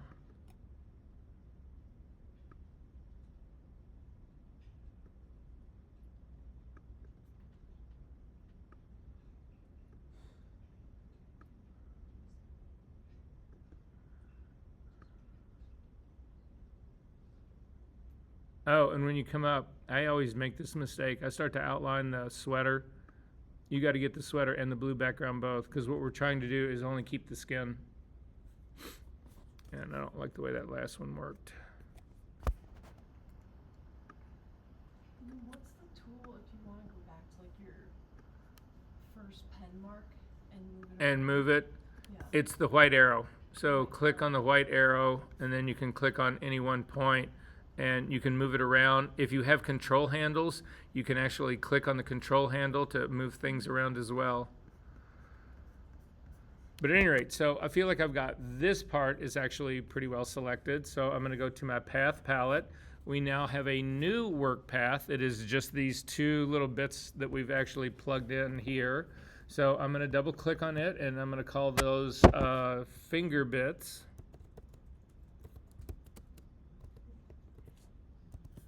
And say OK. And then we're going to do the same trick. hover over the finger bits thumbnail, hold down the command key, click, we'll load this as a selection, up to the select menu, down to modify, down to feather, a half a pixel will be fine, and then go back to our layers palette. On the layer mask that we're working on, it's the skin layer mask. Now in this case, I do not want to see these things. These are background and hair and sweater. I want to hide them. So I am going to fill these with black on my layer mask so that they disappear. Black in this case is my background color, so Command Delete will actually fill that with black. Command D to deselect. Double click on the hand to kick back out and save your work. How do you get to the feathering tool again? Up to the select menu, down to modify, down to feather.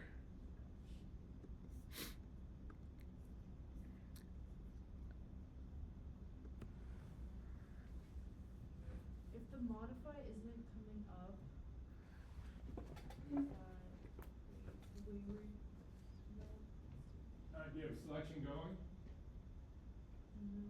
Okay, hang on, never mind. What? Never mind. I feel like You're- every time you're I ask right, you're something right, over you're there, right. it's like, okay, wait, got it. Yeah, there you go. And a half point.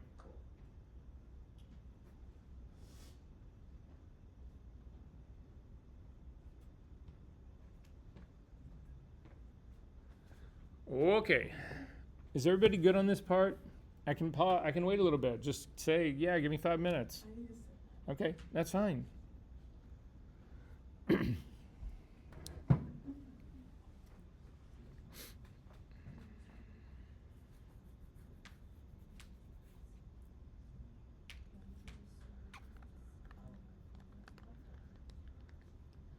It's going to be 60 degrees tomorrow. No. I did the My pencil was being weird.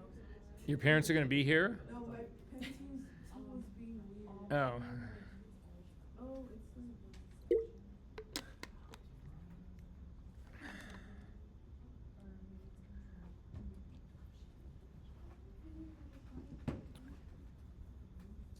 After it's selected, to add it to the skin mask, is it option delete? So go to select your skin mask first. You know, are the brackets around your little skin mask? So do you want to see these pieces or do you want to hide them? Hide them. Right, so white reveals, black conceals. So you want to fill it with black on the layer mask.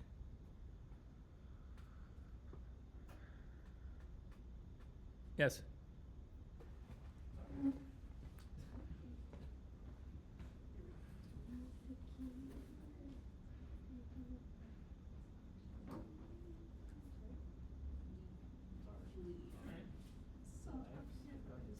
Yeah. So double click on this. And you've already saved this. This is your finger bits, right? Okay. Hover over the thumbnail, hold down the command key and click. You've got marching ants. Come up to the the select menu, down to modify, down to feather, and put in 25 and say okay. And then go back to your layer. And we are working on the skin mask, which is where you are right now. You do not want to see those things, so this needs to be black on your layer mask.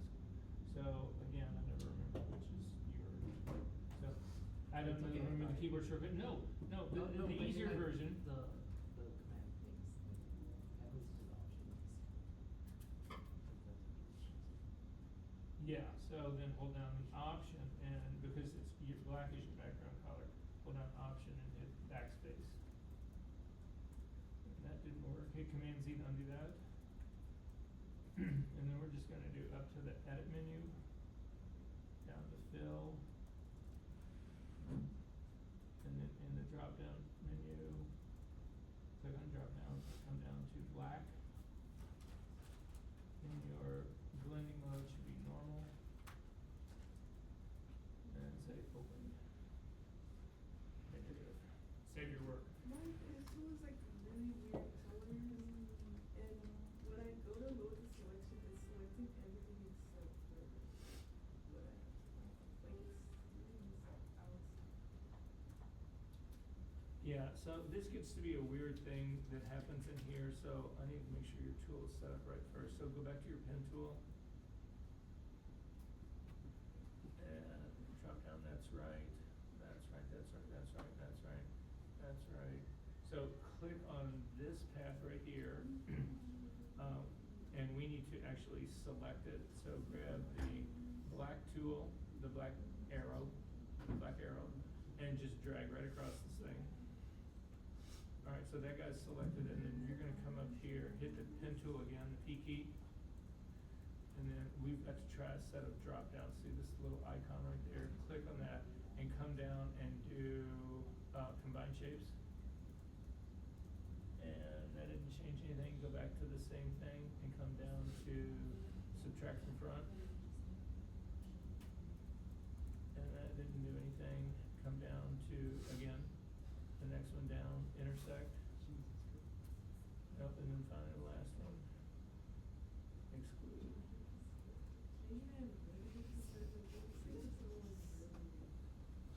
Yeah, I have no idea what that guy's going on here.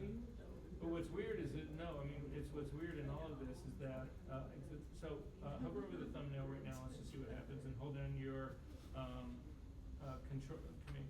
your control key and click. You got marching ants.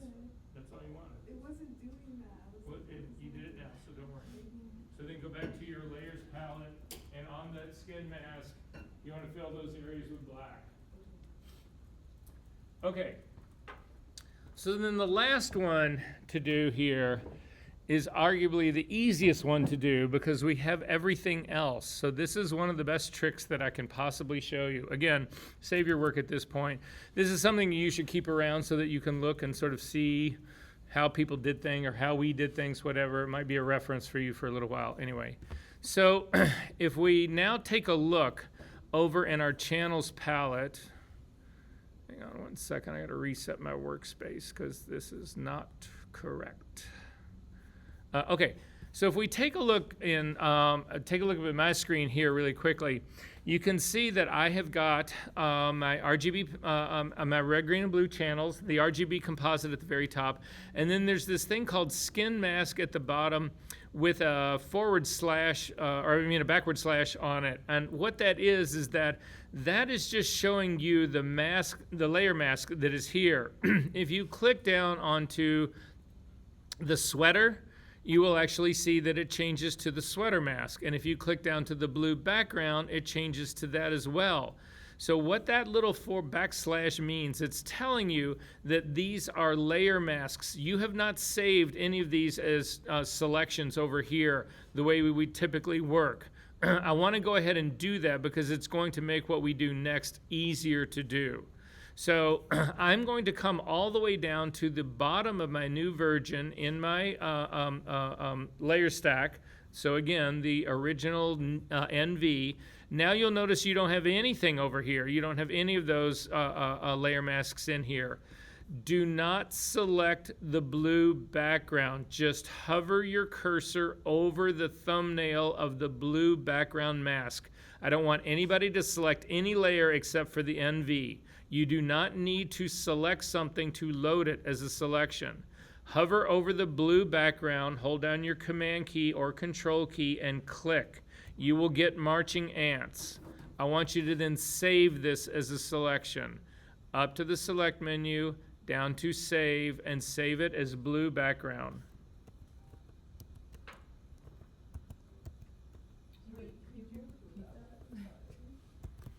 Yep.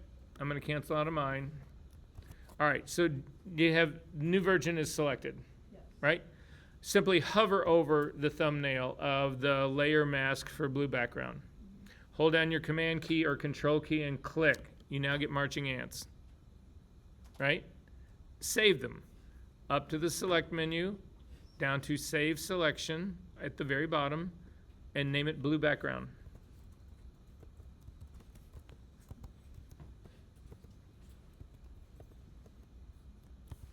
And say OK.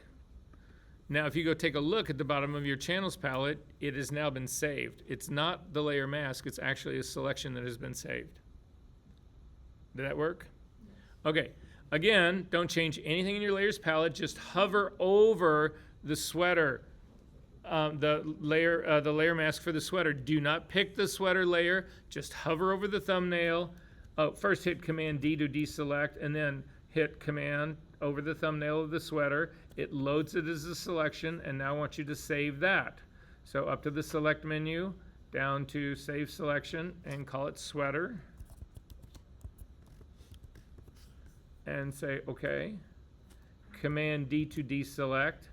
And then finally, we're going to do the same thing for the skin.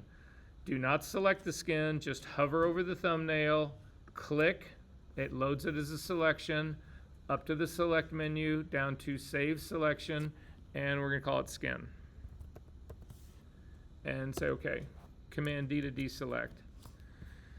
Now what we've got going here is, if you now look, we have actually got the blue background, the sweater, and the skin. So if I subtract all of those from a complete alpha channel in here, I will end up, the only thing that is left will be the hair. So that's what we're going to do.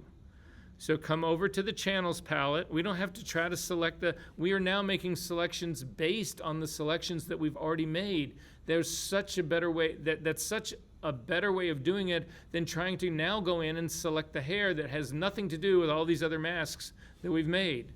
So to do this, come to the very bottom of your channels palette. There at the very bottom of it is a square with a little plus in the middle. Just like on the other side in layers, if you click on that, it adds a new layer. If you come over on channels and you click on add square with the plus in the middle, it adds a new channel. And ours is going to be called Alpha 1. So you can double click on Alpha 1 and rename it hair, because this is going to become the hair mask. So hair. So then again, in the hair part, what I want to do is I want the hair to actually show. So I'm going to invert this channel that we just made as hair so that it is white. Command I. And now what I'm going to do is I'm going to subtract all of the other three from this, and the result should be my hair mask. So to do that, again, you got to have your hair channel selected. You can see it's highlighted in blue. Do not select any other channel. You are only hovering over the thumbnails.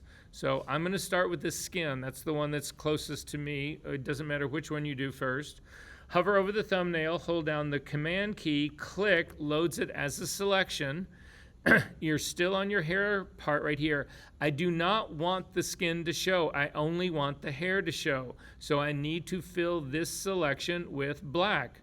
Black is my background color, so Command Delete fills it with black.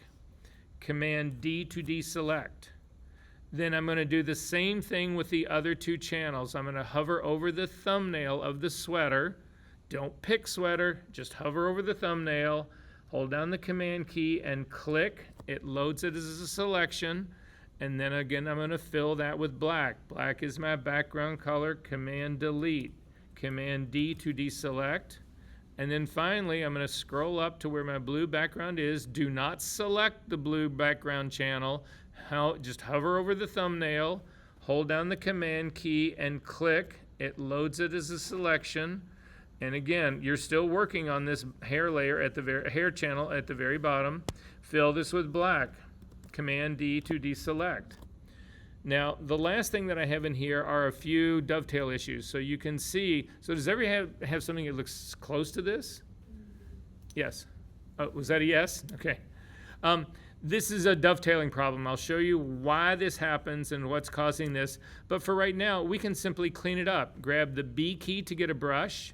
Make sure that it is a completely hard brush so that you don't accidentally overspray into any place you don't want to be. Take your opacity back up to 100%. It is a normal brush. And simply paint. Make sure the black is your foreground color. So X key.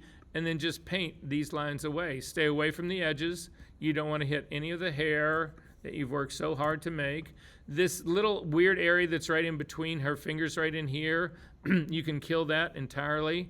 And then you can also hit the finger edges right over here. I would not try to go after anything else that's here in the interior and in this part in here. That's all pretty good in here. I take that back. You can probably hit just a little bit of that guy right there, but other than that, that's it. So this is now our hair mask. To use it, hover over the thumbnail of hair mask, hold down the command key and click. It loads it as a selection. Come over to your hair layer now, click on it, turn it on so that you can actually see it, and then add it as a layer mask. Now in this case, I've still got skin is still showing, so I'm going to turn off the eyeball, and this is now my mask for hair. And you said not to touch this little part here because it was the hair. Yeah, and I don't want to get too close to it, but see that lower part that's right under it? You can probably get rid of this part. Like, Right here. yeah, like that part you can get, that you can totally get rid of, yeah. Wait, how did you go from brush to adding it to the hair? Like once it's all painted? So once it's all painted, hover over the thumbnail of your hair channel, hold down the command key and click to load it as a selection. Right? A layer mask. And then add it as a layer mask to the hair layer. You good, Eli? I did something. I don't know what I pressed, but it disappeared. Like had everything selected, and then it just. So it was like a brush tool. Okay, you're at the brush tool, fine. So this is your hair layer. So hover over this. No, don't pick it. Hover over it. Hold down the command key and click. So you actually got marching ants. Click on that. Turn it on so you can see it. And then turn that one off. And then it looks like. No. Slow down. Cancel out because you're working on the pixel layer. You're not working on the mask. So again, invert that. You don't. You're filling. Yeah. Now you're there. Okay. You good? Yeah. Okay. So now to see how well we did.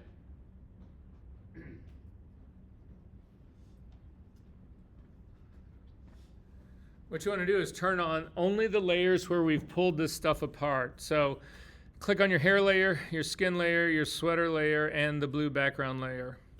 And this is basically what we have built here.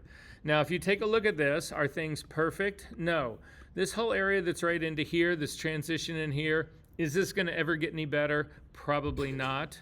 Is the area up in here any better? Probably not. It's still pretty well done. The area on the side, not perfect, but we could, again, that's not really the issue here. But everything else is actually split out pretty well. I'm going to show you why you have these little lines here in just a second.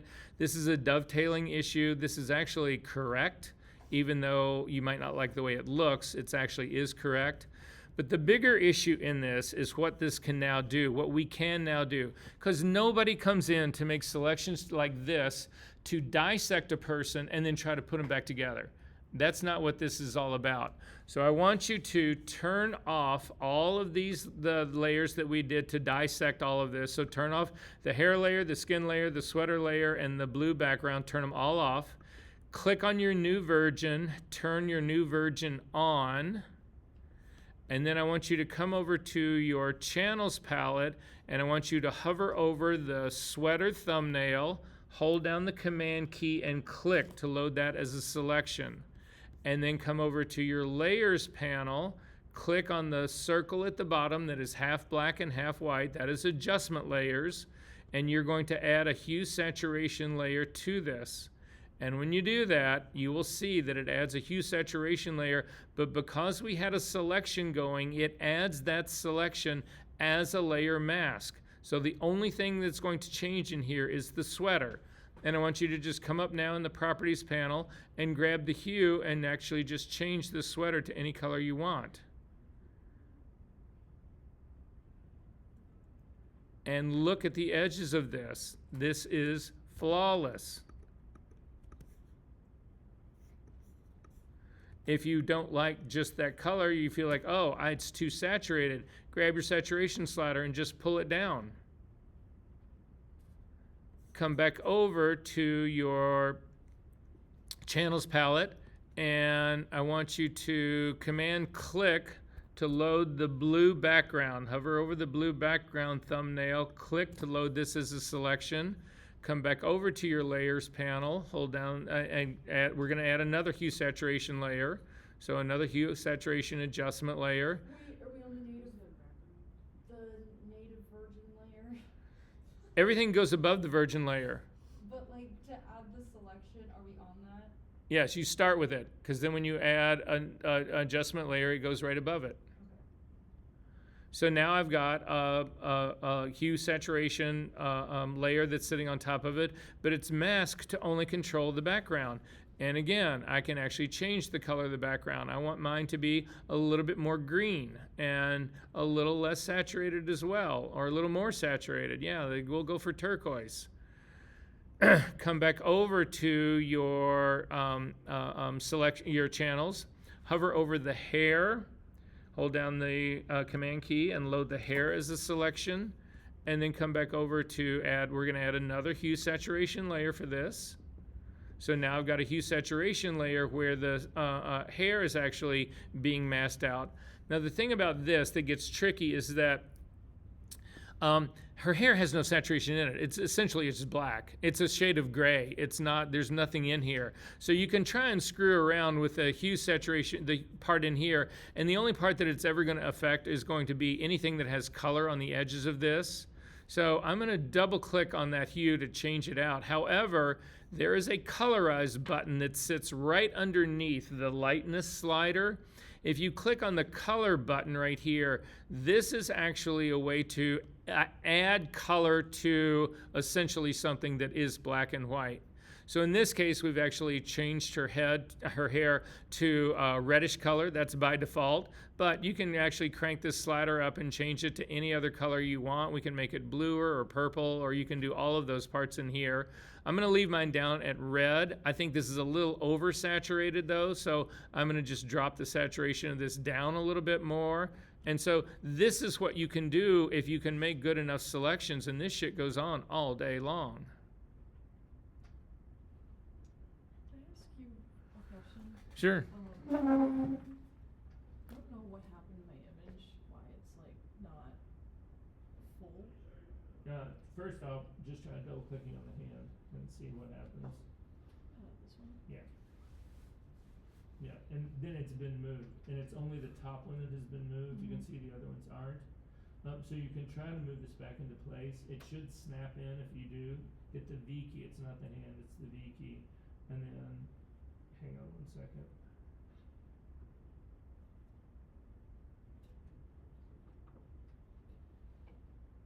Here, let me see what we've got going on. I also cut off her hairline at the top. Yeah, I mean, all of this has happened, but you've still got your selection. Actually, this thing, all of this has been moved since you started to do this work. Yeah, because otherwise, if you had this just by itself, you would be fine. Let's go back in time.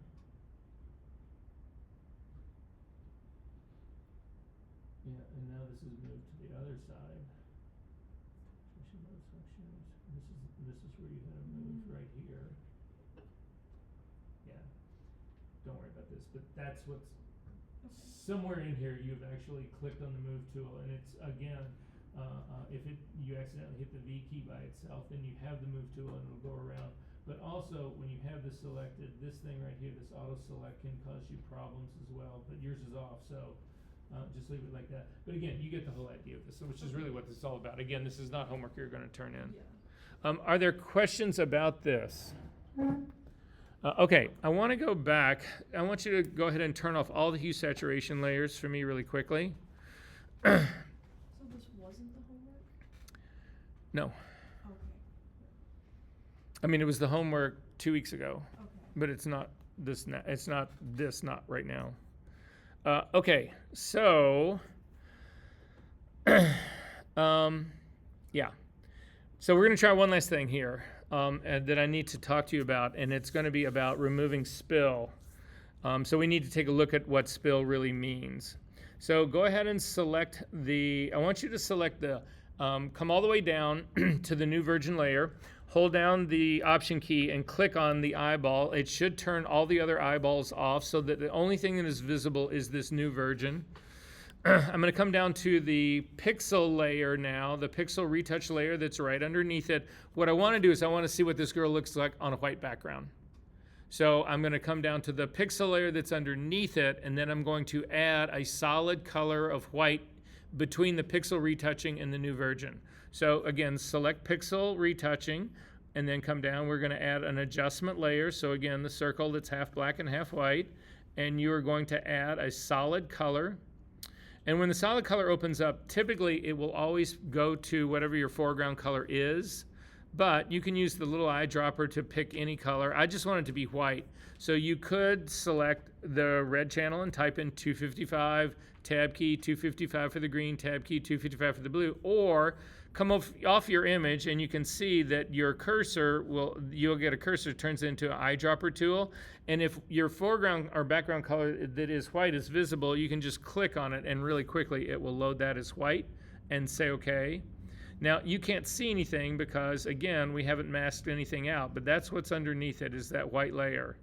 Then we're going to come over to our blue background. So come over, again, please do this with me because you need to learn how to remove spill.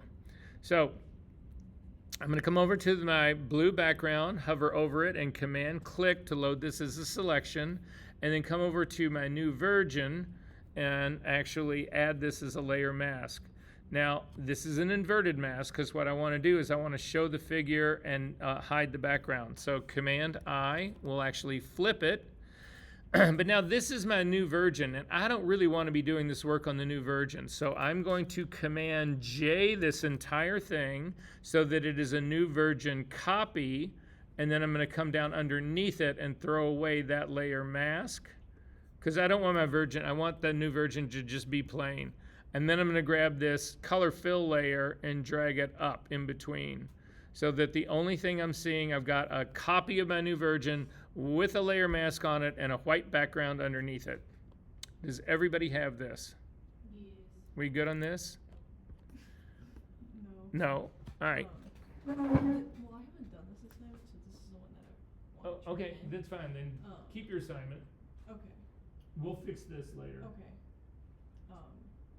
Or here, do yourself a favor. Save this right now, just Okay. like it is. So that anything we do beyond this part, you don't need to save. And so then you'll go back and we'll see if we can't fix this during the break. Okay. Okay. So again, you're going to come down to just make a copy of your new version really quickly. Command-J, and then click on the this one version down here, and then we're going to add an adjustment layer here. So the circle that's half black and half white, and it's going to be solid color. Bottom. Good, and then use your eyedropper tool to just select your background color right there. No, that's the foreground. Yeah. And then say okay. And then you need to find in this channels group right here your background, the blue background. Command-click to load that. And you're going to come over there and you're going to add this layer mask.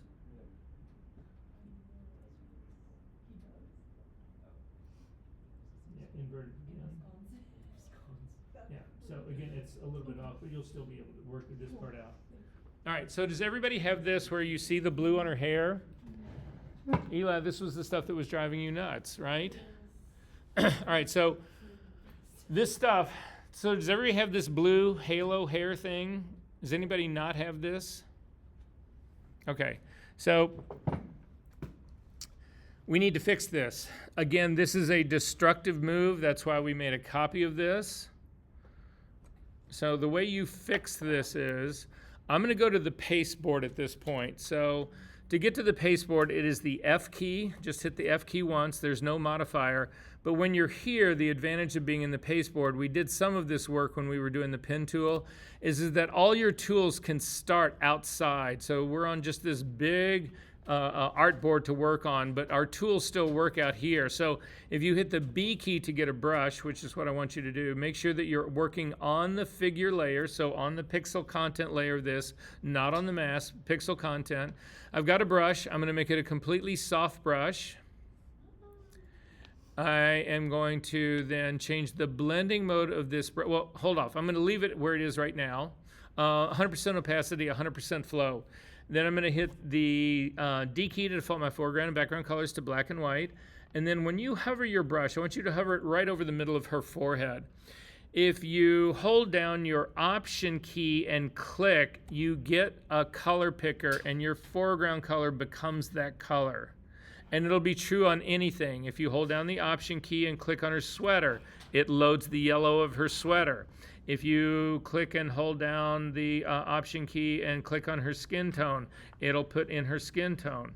If you hold down the Option key and click on the color of her hair, it will sample that. That's what we want to use. So I need everybody to sample just a darker color of her hair. And then I want you to come over right to her forehead, and I want you to paint. And what you can see is it obliterates everything. It puts black paint onto her face. That is not in here. Come down and actually do it over her eyes. It destroys all of that. If you've done that, Command Option Z to go back to undo all of that. Now we're going to change the blending mode from normal down to color. This is the blending mode of my brush. And now do the same thing. Paint over her face. And what you can see is it changes the color, but it respects the luminosity. It keeps the luminosity and does not change that. That's what we actually need to fix this hair. So hit Command Z to undo that. I just wanted you guys to see that luminosity is preserved. So now with her hair, we've sampled her hair color. Simply come over here and start to paint out the blue spill that is her hair.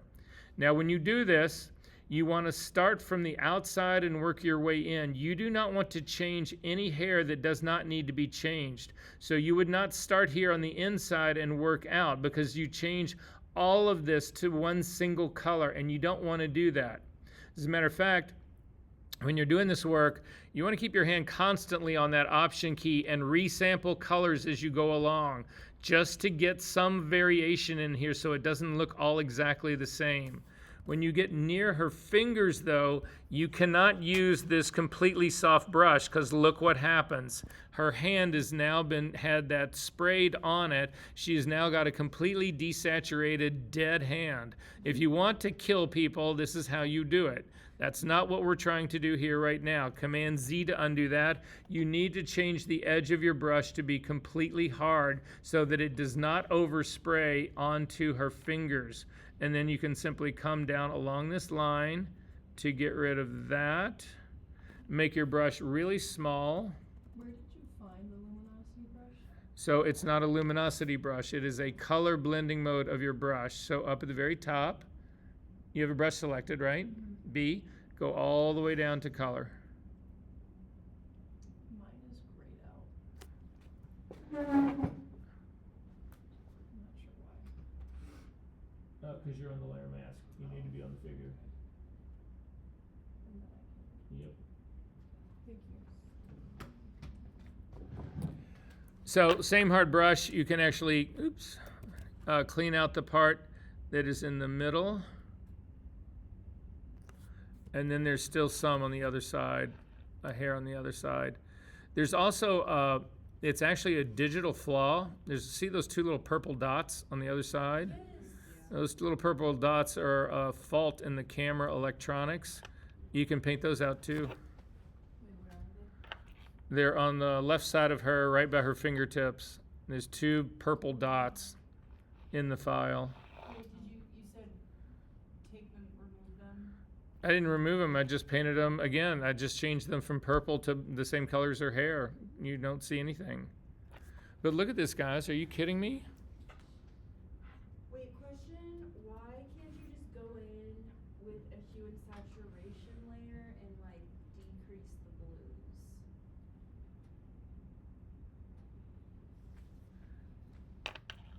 Okay.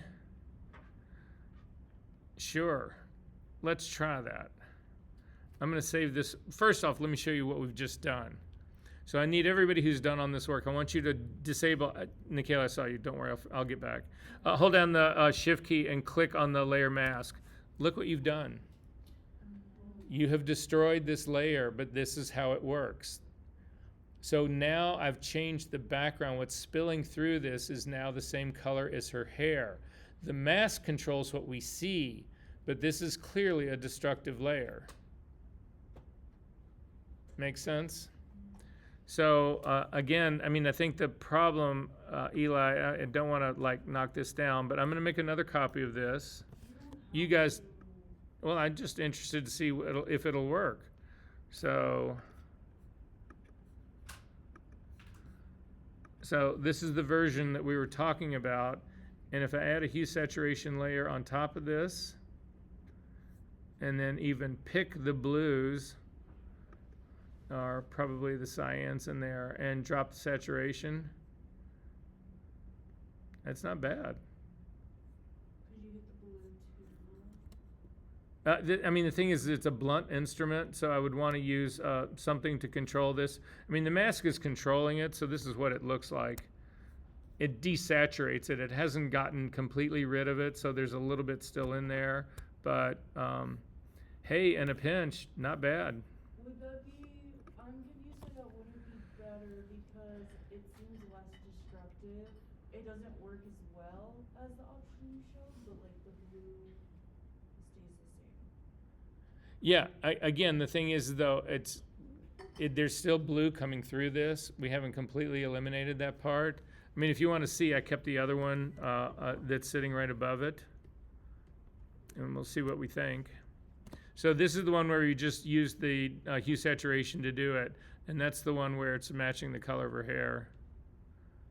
Yeah. So, and if you want variety, and that's what you really want. We're not getting a lot of variety in this, but we're going to do one today where a girl's got hair that's got a lot of different color and tone in it, and that would be a really difficult challenge to actually do that one. Okay, I've got 3:30, guys. This would be another good time for a hard 10. Oh, Nikayla, really quick, sorry. I just wanted to know, does this work on different color backgrounds or just white? Oh, any color. And actually, if you get really good at this, what a lot of people will do is they'll actually not just get rid of the color and match the hair color, they'll actually reintroduce spill of the color that they're changing the background to. So if we were actually adding this, we were putting this on a red background instead of this, well here, we can actually show it to you really quickly. So I'm going to turn this one off. I'm going to get rid of this one. So this is the one, we brought the spill back in on this one. So let's say instead of doing this, I want to do this on a red background. So I'm going to just double click on this and we'll pick a color red and say okay to that. So you can see there's this mismatch in here, and that's a really super saturated red. Let me calm that down just a little bit. So in the super saturated red, again, you can come back up here in this part and you can actually sample a color of the red. So again, I'm gonna hit the B key to get a brush. I'm working on this layer. Color is still my blending mode. I'm gonna sample the red, and then I can actually work on this to try to give you the illusion that this is still spill coming through. So hang on one second. You gotta make your brush really soft. And then typically I would do this using flow. So if you drop your flow down, you can actually then scrub your flow in slowly and then make your brush larger. And then I can work in like this.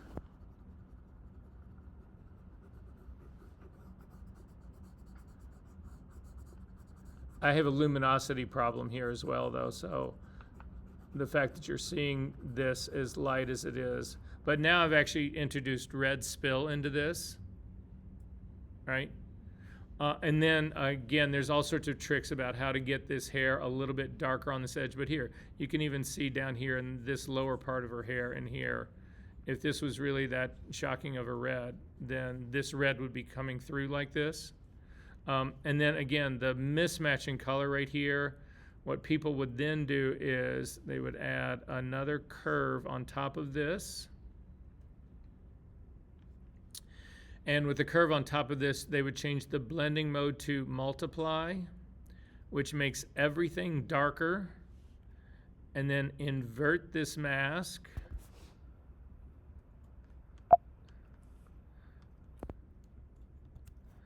And then again with a brush, in this case black and white, I'm going to show this, so I'll actually hit the X key, and then basically I'm trying to burn this down. I would still keep a low brush, but then I can start to scrub this in and make these areas darker so that you don't get that haloing. This one is, yeah, I think. Yep.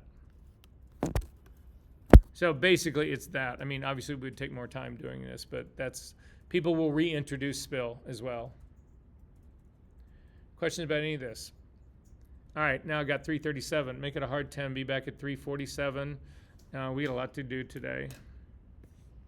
Are there any questions about this first though? Okay. Let's see if we can't save your image. Okay.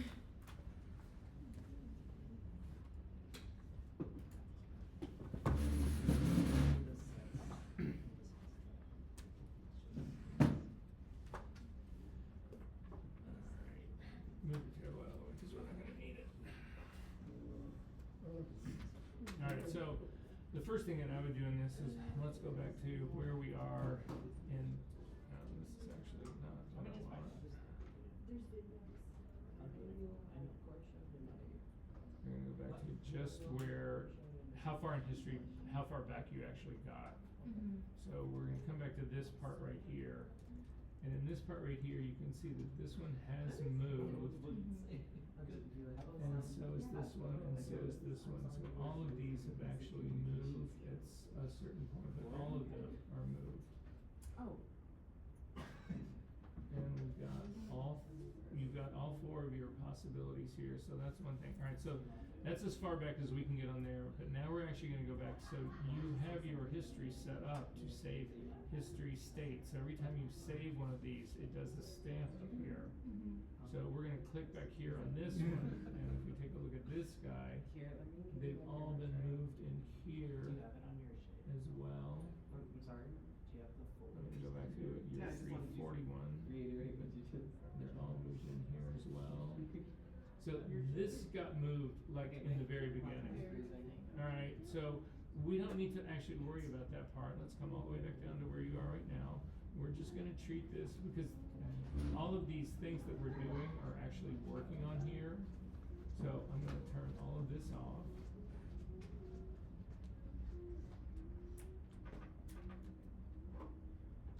And turn this on. So basically that guy is working on this, and then I'm gonna turn this one off. So this is slightly moved slightly from where this one was. Turn this one off and turn this one on. Those two are lined up. Turn the blue background on. That one is also lined up. So the only one that you have left here is the skin one. And so this is the trick that we're gonna try on this guy.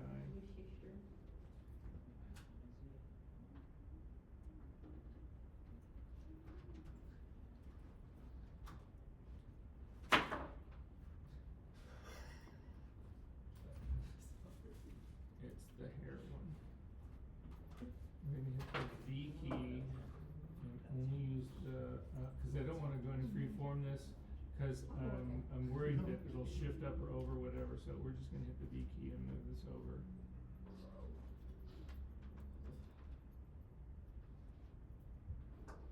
And now.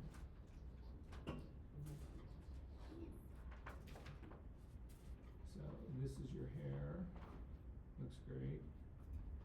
Skin, great. Sweater, great. It's more. The background, great.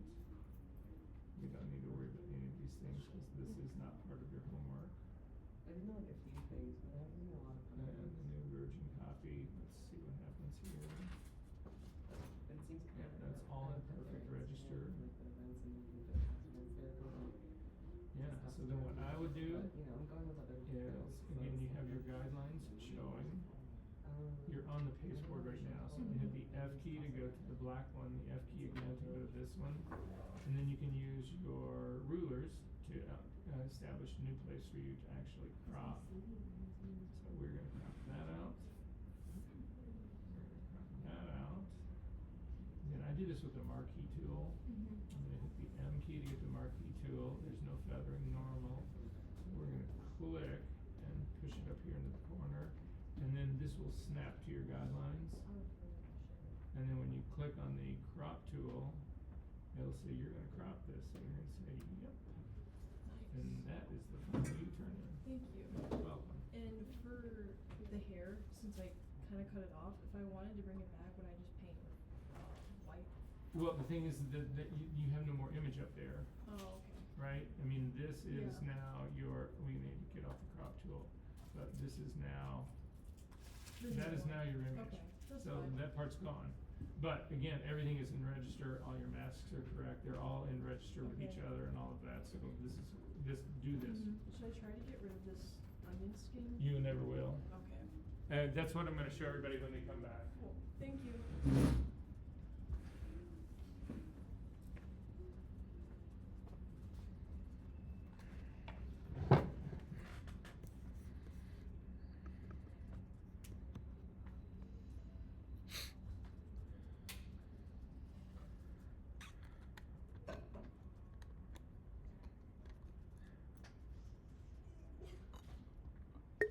What other photo classes do you teach? I do the fashion studio class. I do the assistant digital teching class. Okay. And then I do the still life class. No, you aren't. Not this semester. Do you know Jonah Sutton by any chance? Mm-hmm. He's Yeah. a cool dude. So he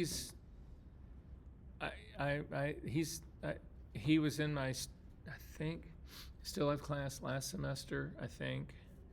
He told me And he's in one of my classes this semester. He told me a story. Yeah. One time, because I met him through a film friend, which Mhm. was really unexpected. I met him at a party, and he was telling me, we were talking about the photography program. He's like, We're heading on to a new file, guys. You can close up the one you've got. You don't need, it's not, it was your homework back. You don't, whatever you're gonna, anyway, do whatever you're gonna do with it.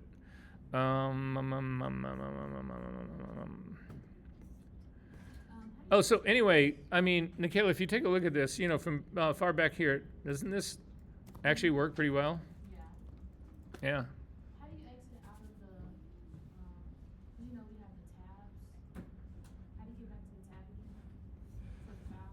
Oh, yeah. So no, good point. We're on the pasteboard right now. To get back to the stoplight thing, hit the F key again. You go to the black pasteboard and then the F key one more time, and this will get you back to your normal place, and you can close the file up. You don't need to save it. Or save it, do whatever you want. Oh, okay, the next file that we need to actually go after, if we...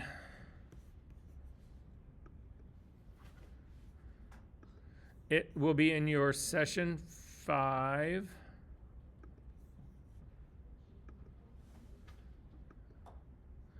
And it's a Photoshop file called Choke and Spread. I need everybody to open up Choke and Spread.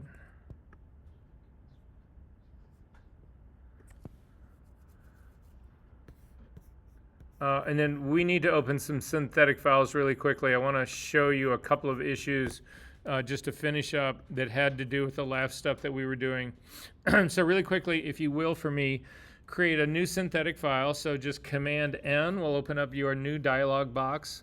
I'm going to do mine as an 8-inch wide by 10 inches wide by 8 inches tall, 300 pixels per inch. And then make sure that your working profile, color profile is Adobe Photoshop, and say OK. Doesn't have to be exactly this, but this works well for me. And I'm going to double click on the hand here to open this guy up. what were the pixels per inch? 300. Per wolf? Yeah. Okay, so then I want to make, use guidelines to make a square so that you can see how this whole thing moves. So if your rulers are not showing, you need to get them showing, and you should leave them showing the rest of your life. So if they're not showing on the left side and on the top side, It's a tiny square. It was 300 for the width and the height? Or Uh, just the resolution? are you doing, that's the resolution. Oh, okay. Okay. Um, Wait, sorry, real quick, I like opened Photoshop and it's on like the main page, not the workspace. So if that's not on your workspace, just go up to the window and come down and select your workspace. And then if it's still not working, reset your workspace. And now what do you have? It's good now. Okay. Well, don't be disappointed by that. Oh no, I am. Yeah, gotta. I hate it when this shit, when those problems get fixed. I really wish it was still horrible. Can you And change the color from transparent to white? what's transparent? The background. Were we supposed to make like, hit Control N? What? Let's start over. She's talking about like the onion skin looking thing. Like, you hit Control N and you No, start. no, Control N brings up the dialog box to create a new file. Yeah. Right, so that's what I got. So what are you looking at? Oh, wait. Oh, yeah. I got it, never mind. Does it matter if it's transparent and not light? No. Are you talking about your whole field now is transparent? IGN. If it's transparent, then again, you don't have to select anything. Hit the D key to default your foreground and background colors to black and white, and then just fill it with white. White is my background color, so Command Delete will fill it with white. Okay, we're going to put a blank layer on top of this. So come to the bottom of your layers palette. There is the square with a little plus in the middle. Click on that. It's just an empty blank layer. But your rulers have to be showing. So if your rulers are not showing, come up to your view menu and come down and just put a check mark next to rulers, and they will be there. And now we can actually pull out a square or create a square using guidelines. So I'm going to grab the ruler at the very top, click and drag down, and it'll pull down a guideline. I bring it about 2/3 of the way down. I'm going to click again on the top line, pull another one so it's about only 1/3 of the way down. Then I'm going to come to the left ruler and click and drag over to pull out a line, and then do the same thing again just to build a rectangle in the center of my frame. I don't care how, it doesn't have to look exactly like mine, but you need something that you can sort of see in here. Did that work for everyone? How did you, would you click to, oh, I got it, never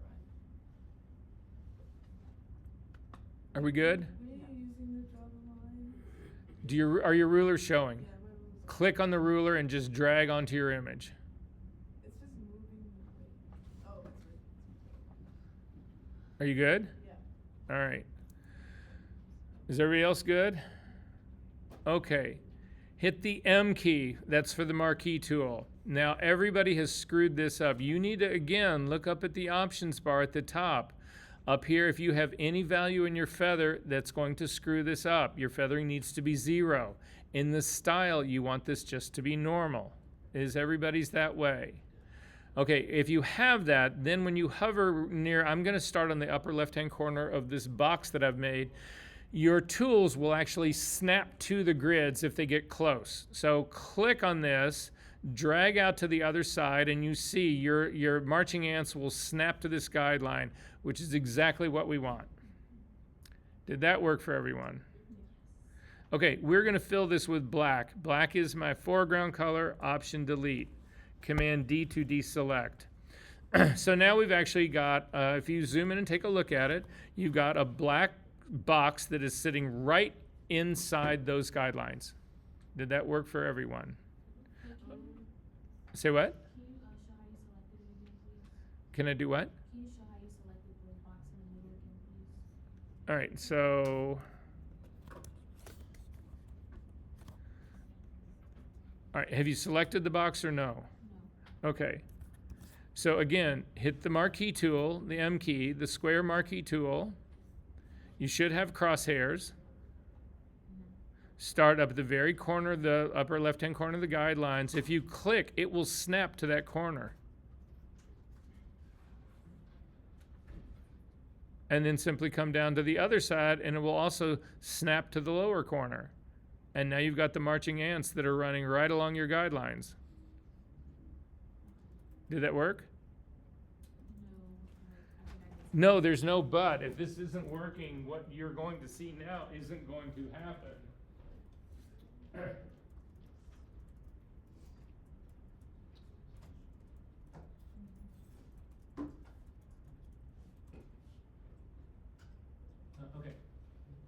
Command D to deselect. Okay, so bring your cursor right up near to that corner. Click.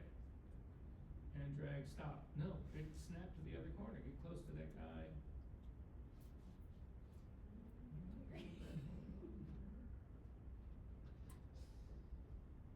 Scooch it that way just a little bit.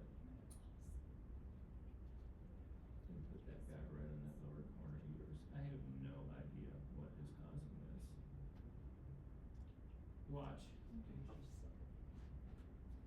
Probably a restart. Oh, did you ever free up all your space? Yes, I have 200 available now. Is your computer a little more responsive? Like really responsive? Yes, it actually goes very fast. All right. Back to it, guys. Back to it, guys. Okay. So I've got my square going here. I'm going to fill it with black. Option delete. Fills it with black. I've still got marching ants going. I want you to create a new layer, a new blank layer on top. So just click on a new blank layer on top, the little box with the square plus in the middle. If you don't have your marching ants going, I'm going to deselect mine. Just hover over the thumbnail of the black box, hold down your command key and click, and you'll get the marching ants again. But now what I want to do is I want to fill the other space. I want to fill the space that is still white. To do that, we need to invert our selection. So go up to the select menu and come down to inverse. And now you'll see you have the same marching ants going around the box, but you've also got another set that are going around the outside border of my image. And I want you to fill that with black. So again, black's my foreground color, option delete. Command D to deselect. Now to hide the guidelines, which I want to do temporarily, you hit Command H. If you've never done Command H before, a dialog box will open up and say, do you want to hide extras or do you want to hide Photoshop? You want to pick extras. And that way Command H will hide them. Command H will also bring them back. But to see what we've got, I'm going to do Command H. If you turn off the black box in the middle, you can actually see that this is where these two actually perfectly fit one another. And it's what you would expect. I made a selection, filled it, then I did an inverse of the selection and filled that, and they fit perfectly. There's no problem. No harm, no foul, right? So now we're going to actually change this. I'm going to throw both of those away, both of those top layers away. Command H to bring back my guidelines again. This time, I am going to feather my selection a lot. I'm going to actually feather my selection up to 20 pixels. So type in 20 pixels up in your options bar up in the very top. And now we're going to do the same trick. I'm going to come over here next to the corner. I'm going to click and drag out till I get over to the other corner and let go. I'm going to add a new blank layer up above my white one, so just click on that to add one, and I'm going to fill this with black. So black again is my foreground color. So option delete, command D to deselect. But now what you can see has happened is that because I've feathered this edge, this is now not a hard edge that I don't have on here anymore. So I'm going to load this as a selection again. So if you hit Command D or you don't have the selection going, just hover over the black square that we've got. Hover over the thumbnail, hold down the Command key, click. It'll load it as a selection. And again, we are going to now inverse this selection. So up to the Select menu, down to Inverse, add a new blank layer on top of this, and fill it with black. Command D to deselect. Command H to hide that. And you end up with this. This is the dovetailing issue that we are running into when we are trying to do our selections. So what ends up happening here is that most people think that oh, if you've got a 50% edge and then you actually invert it and do another 50% edge, the two of them should add up to 100%, and it should go completely black, just like the very first version of that went. But that is not how Photoshop does the math. What Photoshop does is it says, okay, well the first edge was 50%. Now we're gonna do a 50% inversion of it, so it ends up being 50% of 50%, which is a 75%, not 100%. So you get this line that goes around it. That's why I told you guys that when we were looking at when we were trying to put the images of Sunny, the different, the sweater against the skin, whatever, you had that small little thin line. That is because those edges were not 100% perfectly defined. There was transparency in them. So when you lay transparency on transparency, even though you would think 50% and 50% would equal 100%, it doesn't. 50% plus 50% equals 75%. Wait, 50% plus 50% equals 75%? Yes. That math isn't mathing. Sure it does. Again, it's the way Photoshop treats transparency.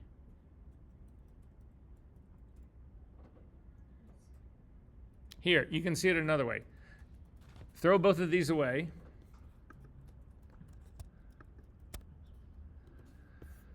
Hit a brush, get the B key, and make it a big brush. Everybody do this, because now we can talk about how brushes work and how flow works as well. So big brush, go ahead and make it a completely hard brush. 100% opacity, 100% flow. Okay, we're gonna drop our opacity down, and then just do a stroke along the very top. So you should have a big black line across the very top. Everybody got that? Guys, I just painted a fucking black line on top of a white background. If we can't do that, we are all in really deep trouble. I have it. I'm good. Okay. Is everybody good? Hard brush, 100% opacity, 100% flow, normal blending mode, white background, paint a line across the top, it's black. If you hover over this, you can look at the info readout and you'll see it's all zeros, right? Eli, you're the one causing this. Tell me you're good. I am good. Okay. So now we're going to drop our opacity down to 50%. So bring it down to 50%. Exactly 50%. And now I want you to do this. Watch my screen. Don't do this until you see what I'm going to do here. I'm going to do the same thing. I'm going to click and drag across, but I want you to just keep going back and forth across, and you'll notice that you do not pick up any additional tone here. The only way that you're going to pick up additional tone is if I lift my stylus off of my tablet and hit it again, right? But this is now 50%. Again, if you hover over it, you can see in your info palette, you're getting 127. 127 and 128 both are the center of our range here, 0 to 255. That's the middle. So it is 50% gray, right? So you would think now, if you hit this a second time, it would be the other 50%, and you should get black again, right? No. Well, that's what you just said. Okay. Hit it again now. Drag across it again.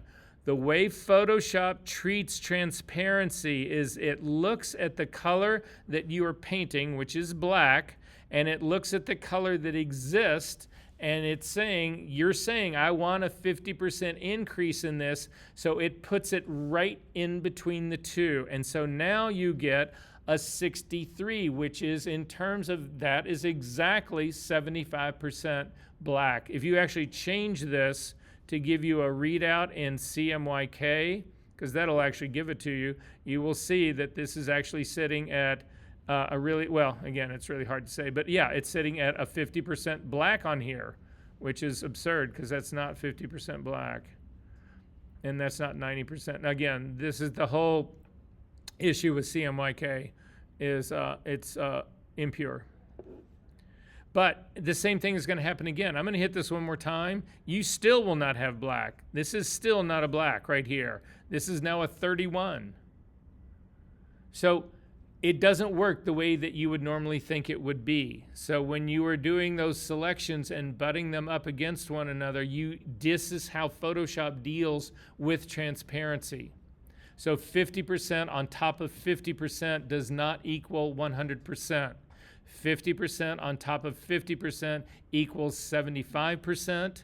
And then if you do 50% on top of that, it equals 75, this is 87%, and then 50% on top of that equals 94%, and then 50% on top of that equals 97%. It just keeps doing halves and halves and halves on top of it. That makes sense. Yeah, okay.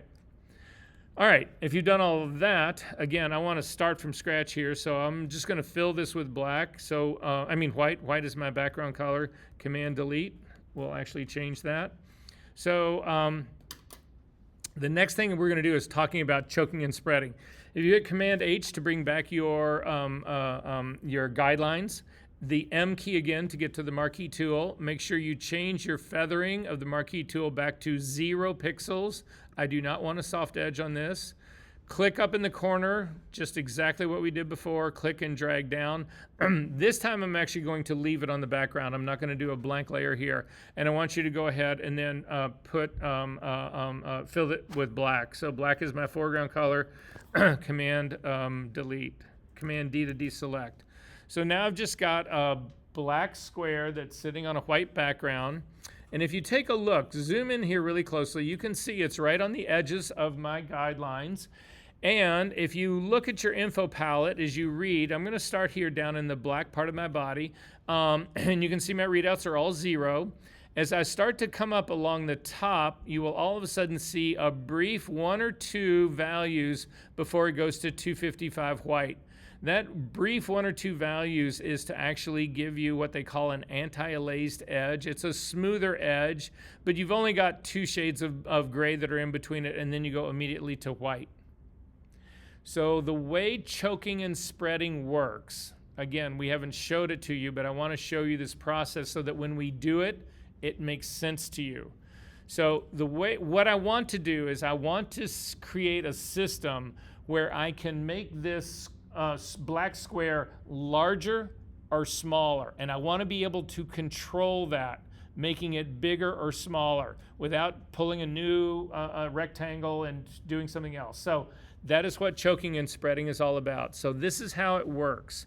The first thing that you need to do is you need to blur this. So come up to the filter menu, down to blur, down to Gaussian blur, and I'm going to put like a 10 on mine. We'll hit it pretty good. Yeah, just go ahead and put in 10 pixels for yours or something really close to that and say okay. And then if you zoom in and take a look at this, what you're going to see has happened is this. So when you blur things, all blurring really does is that it looks at these 2 colors. It looks at the white and it looks at the black, and it says, oh, okay, I'm going to give you a gradient transition between these 2. And that looks like a blur, because this does look like a blur, right? But if you take a look at it, there's black here's in the center, and then as I start to get into this, I'm starting to get into, I'm at a 32 right now, then I'm at a 38, and as I work my way up, I start getting into the 60s, and I continue my way up, and as I get to here, I'm in my 120s, and if I continue to, I continue to work my way up. I'm in the high 180s, into the 200s, and eventually I get back up to white again. All I have done is introduced a gradient in between the black and the white. Does that make sense? But now I can leverage that. If you hit Command L to bring up your levels dialog box, you can tell Photoshop what you want to do with those middle grays. So if you grab the black point slider and you start to drag towards the middle, you are saying, I want those middle grays, or now heading up into the highlights, I want them to be black. This is called a spread. We are making our image now bigger. If you pull it all the way back again and grab the white slider and pull towards the middle, you will see that your image gets smaller. This is called a choke. if you go ahead and choke this down like it is right now, you'll see that you still have a relatively soft edge. If you want to sharpen that edge up even more, grab your black slider now and start to pull it towards the center, and you will sharpen this entire edge up. This is how you actually get stuff to grow or to shrink. And for us, in working with compositing masks, choking and spreading is absolutely critical. You remember I told you that when we were working in the Select and Mask workspace, that there was that whole edge detection thing, and I said you can ignore all of those things because we do it better manually. This is it. This is control now. So we are actually going to use this on this image. So you can throw that thing away. You don't need to save it. But the image that we are going to work on now, the choke and spread image, is what we are going to work on now. So I'm going to zoom in to the girls. I want you to zoom into her left shoulder. And what you're going to see is there's a dark green line that's running around her left shoulder. There's also spill in her hair. So before I do any of this work, this is actually a smart object. And I want to keep the virgin smart object. I don't want to screw that up. But in order to actually remove the spill, we're going to need a non-smart object version of this. So simply hit Command J to actually jump that to its own layer. Throw away the layer mask on the bottom one. Because again, I want to keep this bottom one as my virgin copy. And then on the top one that is a smart object, we need to rasterize this. Because right now, if you hit the B key to get a paintbrush on here, you can't paint. It's a smart object. It's in that protective envelope. You cannot do anything to it. So we need to change that to a normal layer. To do that, you go up to the layer menu, down to smart objects, down to rasterize, or layer menu, down to rasterize, down to smart object. They do the exact same thing. And now you'll see that that little icon in the lower right-hand corner is gone. And so now we can actually paint on this image. We don't need to, that's not where we're going to start, but I just wanted to get this far. So we are going to then choke this, the image part here. We're going to choke this line here because it's too big. Now what's happening is, just so that you know, if you hold down your Shift key and click on the layer mask to hide it, if you look right where this, bless you, right where the green background is meeting the jacket on there, what happens in all digital photography is that when you bring a file into anything that processes a raw file, Lightroom, Camera Raw, Bibble, DxO, Capture One, any of the raw processors that exist out there, what all of them will do is they will look for the edges that are in your image and they will apply sharpening to those edges. Sharpening is a contrast move. So what's happened here is that I have a program that I'm going to show you, that, or not a program, but an action that I'm going to show you guys to select this green and then mask it out. But the problem is that where that green actually meets the jacket, contrast has been run on that, and it has made the green along the very edge of that much, much, much darker. And so when you use the action that removes the normal green field, it doesn't get that edge because the edge is a much darker green. And you cannot avoid this. This is in all digital files. There's no way to get around this.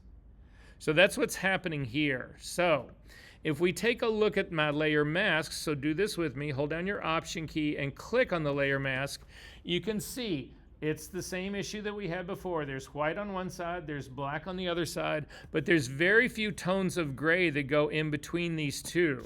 So I need to, if I'm going to do this, I need to increase the number of grays and then use levels to choke it or spread it. So this is how we do it. There's a couple other moves we need to make first before we're going to choke or spread this thing. The first move that you need to make is over in your history palette. You need to come over to your history palette. You need to click on the, let me see, I don't know that I got this started again. Yeah, sorry. Your history palette, you need to come over and click on the little camera at the very bottom. The dialog should open up, and you want to name this history state pre-choke.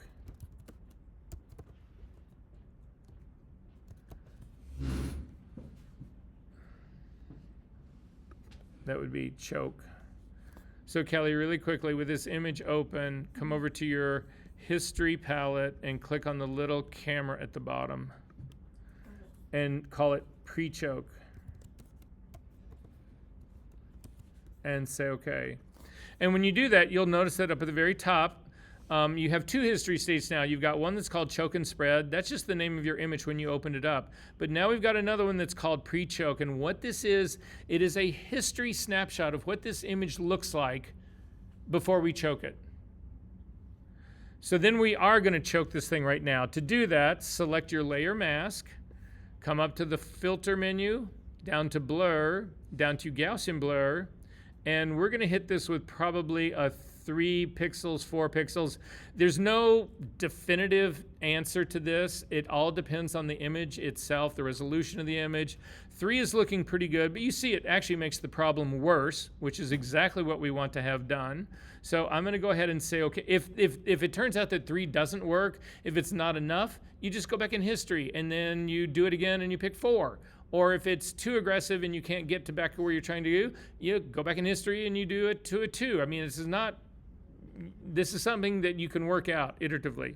So I'm going to go ahead and say okay to that. Now if you take a look at your mask, you can see you have considerably more shades of gray between the two.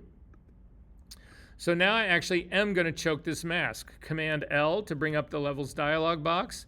I'm going to grab the black point slider and start to drag it towards the center, and you start to see that green line disappear. Do not hit it any harder than you have to hit it. So I'm somewhere about in the middle. However, I feel like this edge is still too soft now. So grab your white point slider, because now we're going to run contrast on this edge.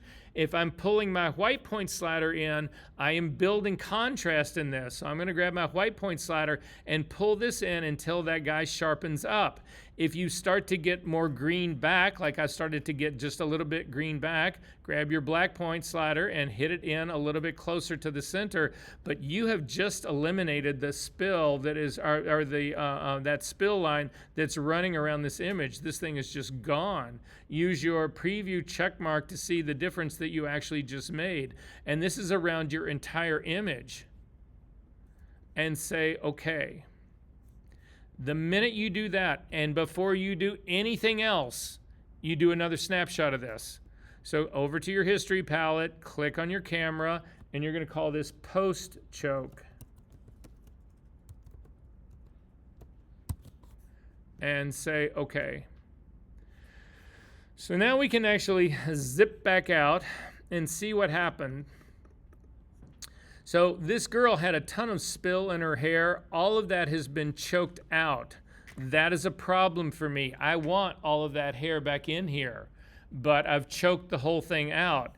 If you take a look at the rest of her body, though, you'll see it's actually done a really good job of getting rid of all that. I still have spill on her boots, but that is not that dark green line. That part has actually been removed from all of this. So that's where I'm at right now. But I do want to restore the hair that was completely, it had a lot more hair. It had spill in it, but I can fix that part.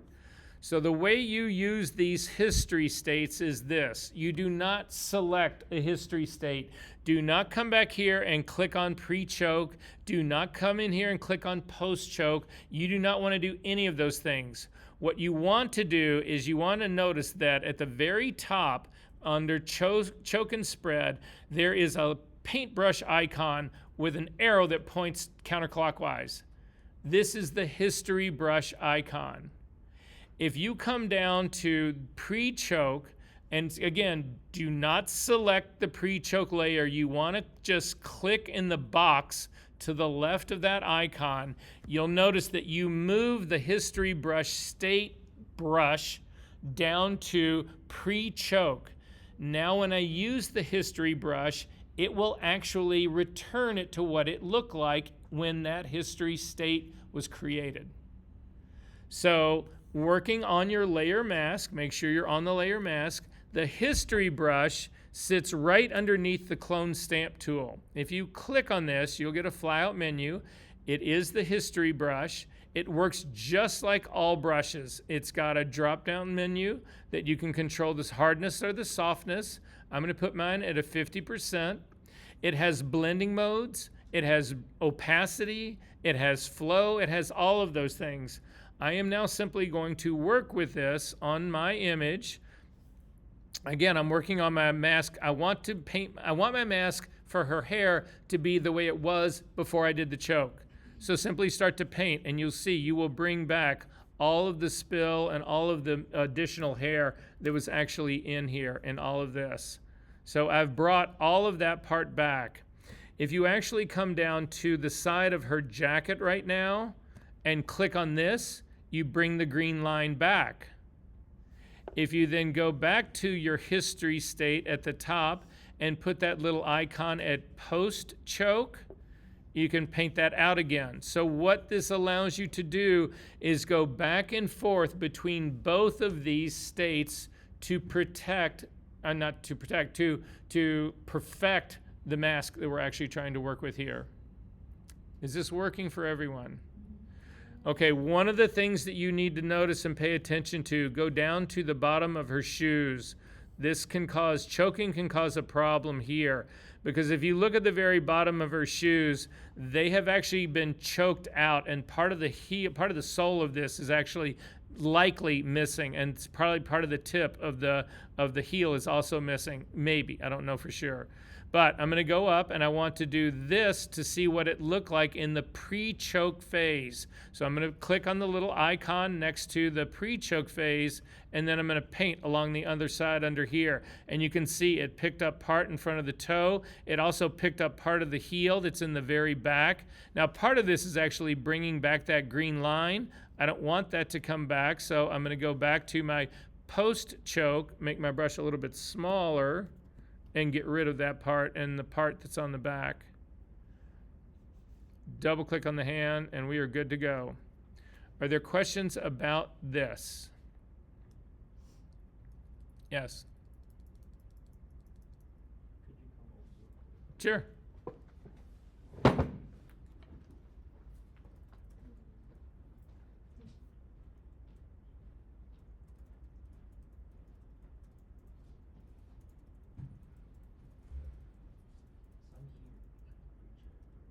Right? And I chose the history brush. Yep. Yeah. And then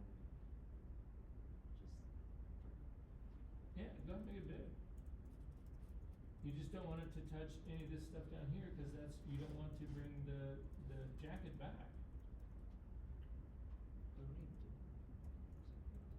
All right, here, then come down to your post choke. Oops.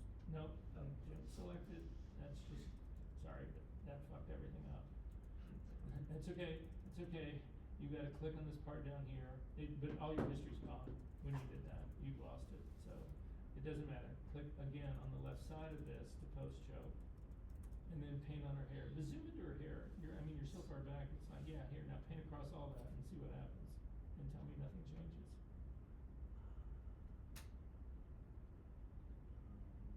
Yeah. So guys, the idea of being able to paint with history is one of the single most important things in Photoshop. It's so difficult to do this, and I don't know any other program that allows you to do this part like this. You can do it in Lightroom to a certain extent, but questions about this? Okay. Typically I would go to something else, but I want to get through one other thing here really quickly. I would typically now move into shadows. I'm not going to do shadows on her. Do me a favor, save this file. We will come back to this guy later. So just save it and put it someplace that's not part of your homework.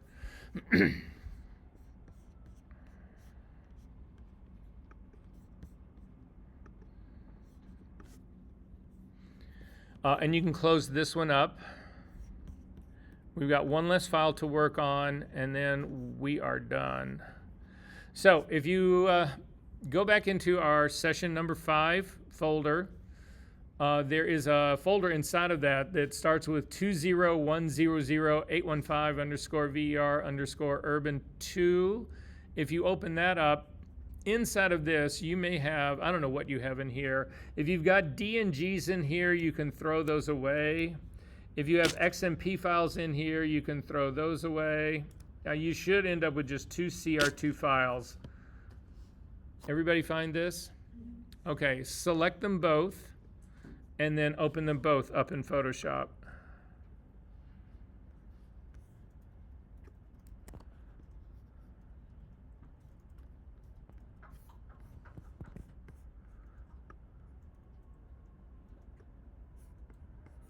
Ugh.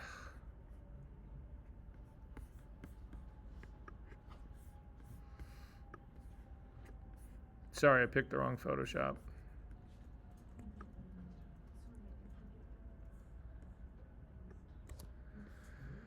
Okay, so they open both up into Photoshop. Again, typically, if I was doing this work, I would make a custom profile for this. You guys already know how to do that. That's great. But right now, I'm just going to do a white balance on this. So pick on the color picker for the white balance tool. Select the gray patch that's right next to the red. See, it puts in a whole lot of warmth in here. Come up to the thumbnail that's got the color card in it and hover over the upper right-hand corner of that thumbnail, and an icon will appear that has 3 little dots. Click on those 3 little dots and do a select all. That'll put a border around the other image.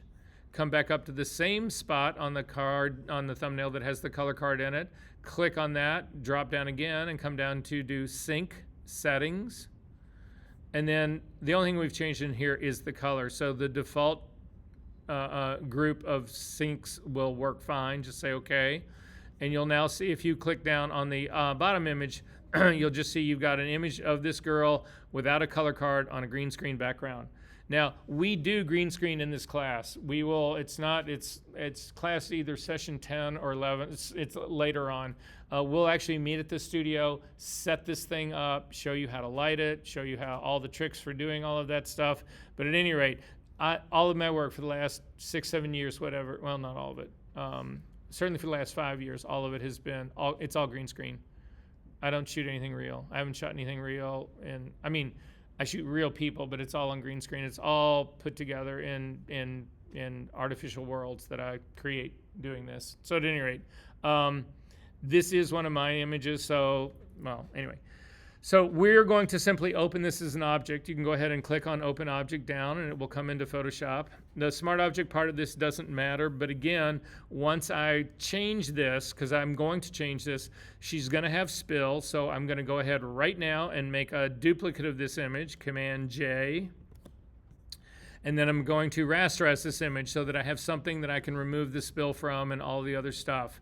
So up to the Layer menu, down to Smart Objects, down to Rasterize. You'll see you lose that little icon, but I've still got the Virgin underneath it that's got all of my raw data in it that I can process now forevermore. So again, this is just how I want you guys to always be working, is keeping those that raw file, that sacred part, embedded into your file so that if you come back to this thing in 25 years, you don't need to go looking for your raw data. It will be sitting right there waiting for you. Okay, how many people in this room use actions in Photoshop? That changes today. So what actions are in Photoshop is anything that you do in Photoshop repetitively, you should turn it into an action. It saves time. So I do hundreds, if not thousands, of green screen images in a year. I do not want to go in and try to separate all of this shit one by. I don't want to set all the things that I need to set up to actually do this part. So that's going to change. Before we actually do this, though, I want you to look at our channels. So look at the green channel, because this is typically how you would start this process, right?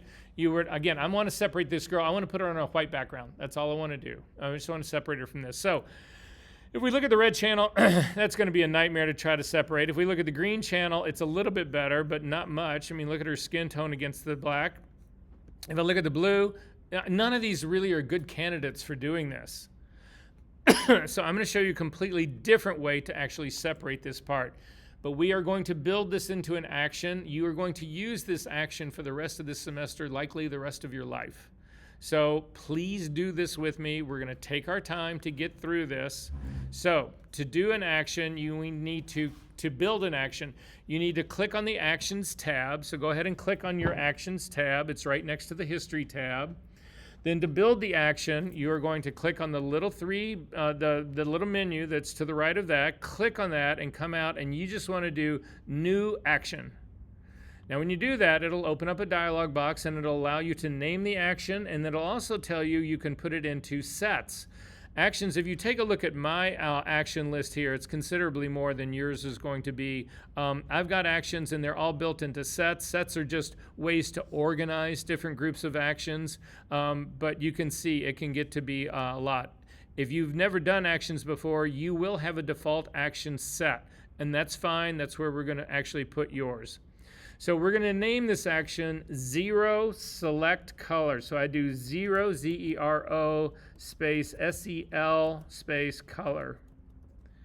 That will describe what's really going to be going on here. You can assign function keys to this. I don't bother with that. Anyway, then now what happens is that when we click the record button, Photoshop is simply going to watch everything that we do and record it. And then when we're done, we'll stop it, and then when you hit to play the action, it will replay all the things that we just did. So this is how it goes. Hit the record button, then come over to your layers palette, and you are going to add an adjustment layer. The little circle at the bottom that's half black and half white, click on it, and we are going to add a hue saturation layer. I'm going to wait for all of you to do this. We good? Go right back down. We're going to add a second adjustment layer. Click on that. And the one that you're looking for now is selective color. And when you do selective color, up at the very top in your properties, you should see the thing that says selective color. And then there should be a series of drop-down menus. It should be, your default should be red. Mine, I use this all the time, so mine's changing. But does everybody have this thing at the top? Anybody not? Okay, so this is a tool that was designed for people who were on offset press to be able to control the amount of CMYK ink on a plate for a specific color. So for instance, if you wanted to change, if you had a red that was printing out on a press and it was too muddy, you could go in here and you could reduce the amount of black ink that was in that red. Or let's say it was too cyanic. You could actually boost the level of red inside the red. That was what this thing was originally designed for. This is actually one of the oldest tools in Photoshop. This goes back to the beginning. We don't use it for that anymore, but what we do use it is for this, is to actually do our knockouts. So what we're gonna do is, you're at the very top, everybody should have red selected. It's the one that's at the very top. I want you to grab the black ink slider. It's the one at the very bottom, and drag it all the way to the right. What we have just told Photoshop to do is flood anything that is in this red with black ink. We want total black ink in the red. Then you're going to do that for every single color down. Now you do not touch any of the color sliders other than the black one, but you do all of the colors in the drop-down menu. So I'm down in yellows, grab the black slider all the way to the right. Down to the greens, black slider all the way to the right. Down to the blue cyans, black slider all the way to the right. Blues, black slider all the way to the right. Magentas, black sliders all the way to the right. Then we go to whites. These will be considered the highlights of your image. Black slider all the way to the right. The neutrals, black slider all the way to the right. And then finally blacks, black slider all the way to the right. And you should have one of two things. You've either got a completely black image like me, or you've got a solarized image. If you have the solarized image, it is because this radio button is on relative. You need to change it to absolute, and you will have a black image. So what I have now said to Photoshop is that I want you to take every single color and every single tone and fill it with black ink. And that's why we have a black image. Make sense? And now you're going to stop the recording. Go back over to your Actions palette At the bottom, you'll see there's a little red button. That indicates that you are recording. The little square just to the left of it is how you stop recording. Click on that. Then to make sure your action works, come over and throw these 2 adjustment layers away. Come back over to your action set, and you need to find where the 0 selective color was actually just made. Now you can see on my screen, if you're looking at my actions palette, there is a 0 selective color. If you click on the drop down arrow, inside it you'll see all the steps that were just made. You do not want to start at a step. You always want to start at the parent. So you are going to select the thing that says 0 select color, and then come down to the bottom of the actions palette, and you want to click on the arrow that is pointing towards the right, and it will run your action. Now in my case, I end up with the solarized version. It doesn't matter. I just click on absolute, and this is where I am. So does everybody have a black screen now? Mine was black, but then I put it on absolute and it's like this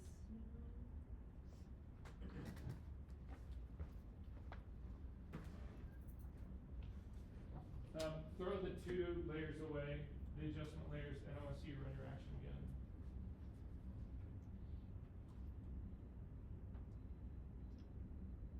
Yeah, it's just solarized. Click on absolute.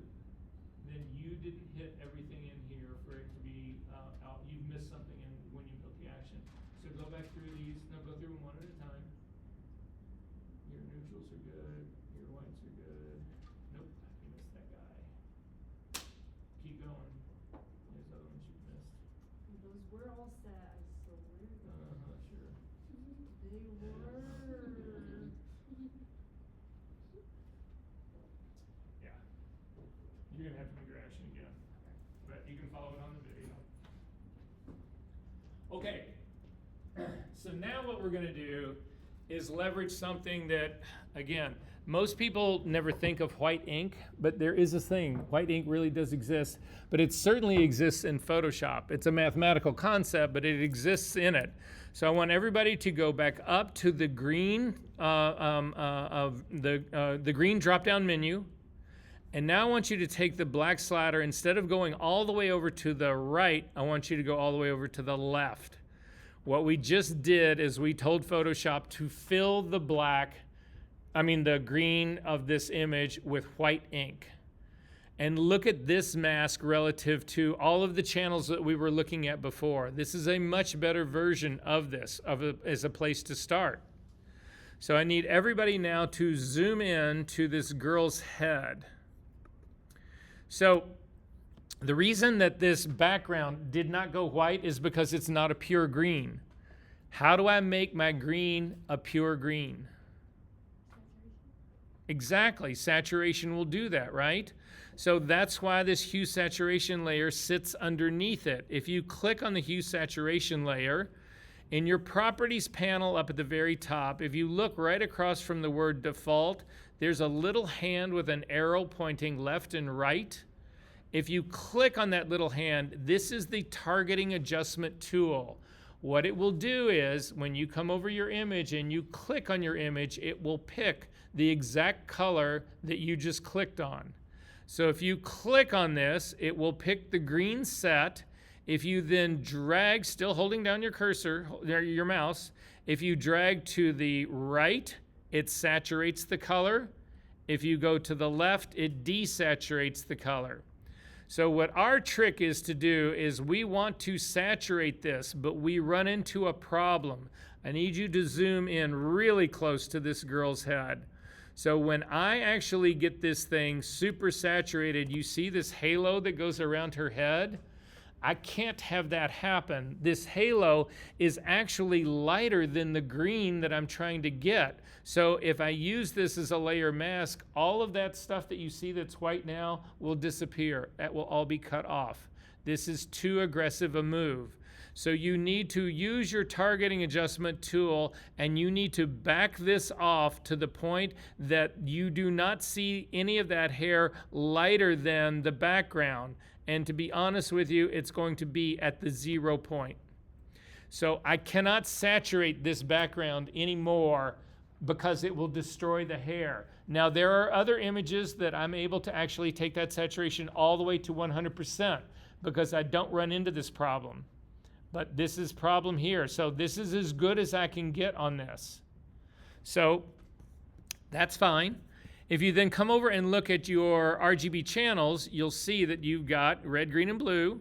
I am actually going to click on either the red, green, or blue. It does not matter which one you pick. This is now a black and white image. The red, green, and blue are all identical, and you simply need to copy one of them. I'm going to drag the blue channel down to copy it and say, okay. I'm going to double click on that blue copy, and I'm going to rename it Knockout.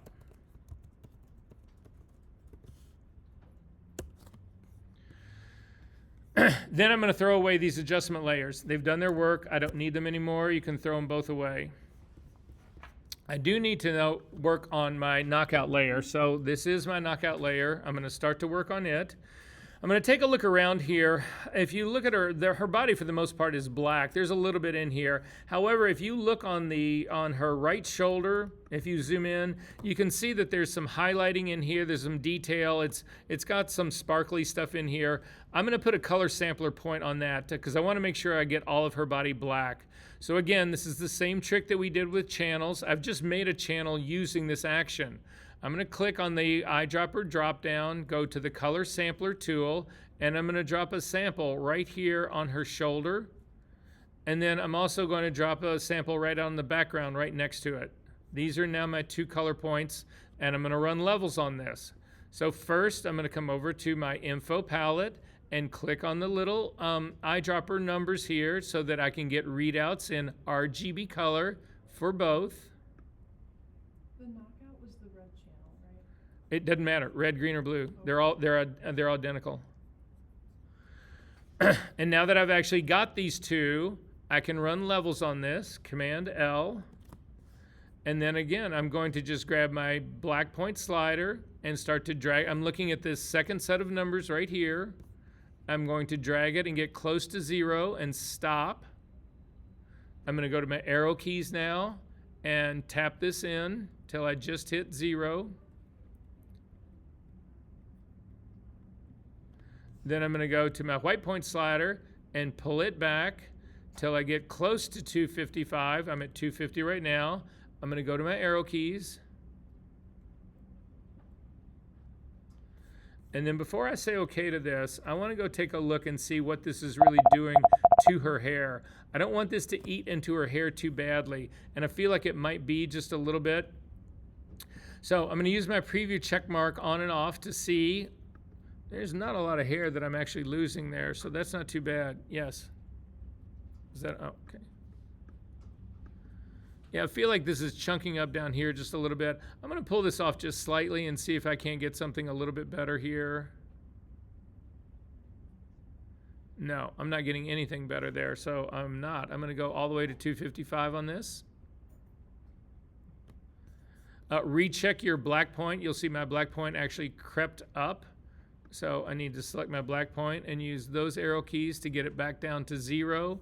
So now I've got my 255 for my white point and 0 for my black point. I'm going to kick back out and take a look at this.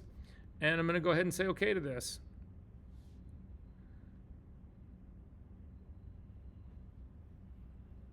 Although that is not knocking that white out at all. Hang on one second. I'm going to hit stop on here, deselect on this, and try that again. There we go. I turned my preview check mark off. Sorry. Question? Shoot. Did I do something wrong for my photo to not look like yours? Because I can see her face. You can see her face, or you cannot. Yeah, maybe I can't see her face. Maybe I lost something in the process. No, hang on one second. I'll be right there. Yeah, now that's the mask that I want, and I'll go ahead and say okay. Oh, yeah, no, this is not right at all. So we need to go back into history before you deleted all of those things.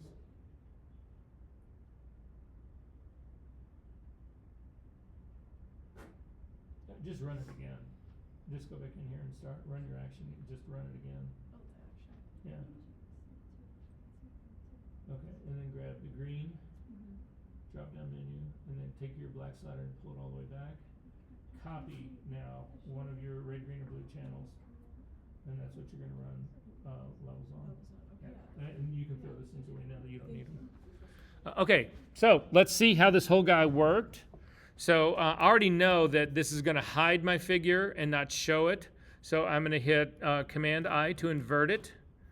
And then I'm going to come over to my Layers palette and click on this. I want to put a white background between the two.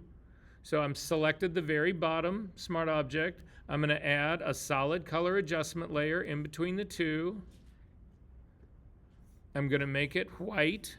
So again, use your little color eyedropper tool to click on the white and say OK.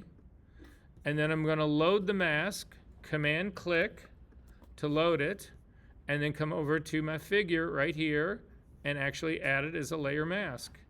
Command-D to deselect, and look at the quality of your selection. This rocks. I have spill. I actually have a little bit of green line. You can only pick it up really on her skin. There's a little bit of it right here. So if I wanted to do my choke and spread right now, I would.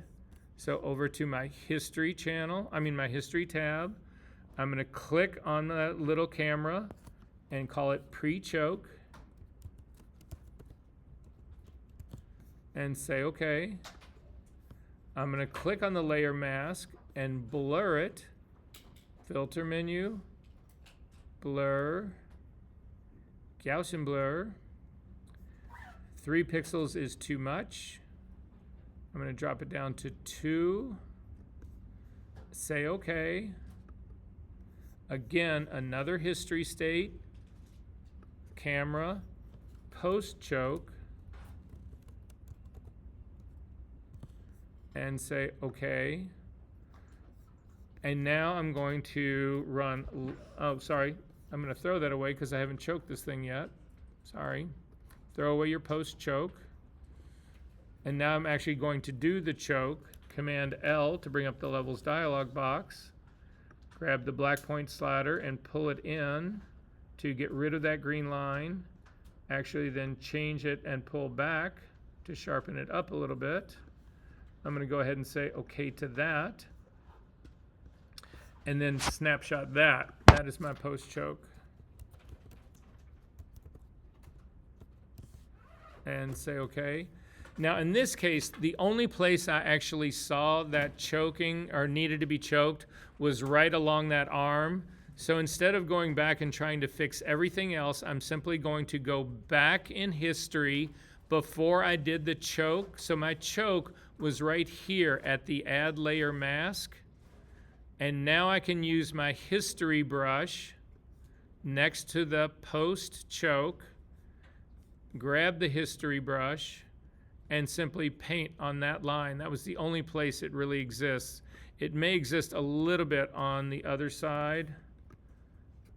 No, nowhere you'll see it. It exists right here in the middle of her. No, it's not that either. That's all spill. So at any rate, and then it's just spill removal. So again, last thing we'll do, I'm going to hit the B key to get a brush, make it a smaller brush, a completely soft brush, change my blending mode from normal to color. I can't get color because I'm on the layer mask.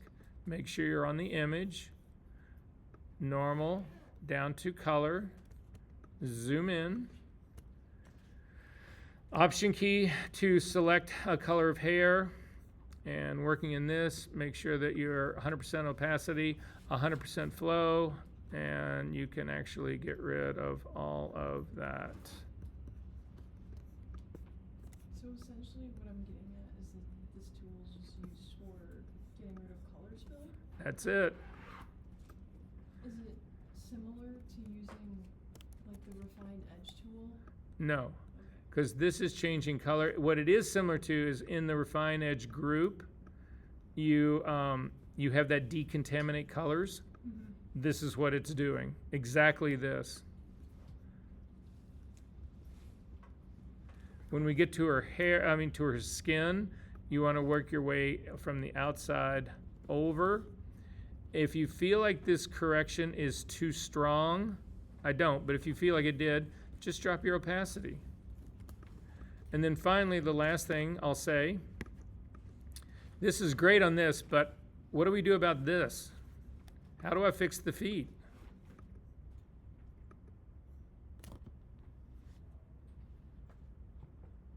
What assignment did you just turn in? Oh, pen tool. Why on earth would you use anything but the pen tool? I know you guys will go in here with a fucking brush and try and paint the edge of that feet, and an hour and a half later, when you still were unhappy with how shitty it looked, you would finally say, you know, Verser told me I could do this in 5 minutes, and I probably can, and then you would do it in 5 minutes, and you would be good to go. Okay, so our assignment really quickly, and then you're out of here.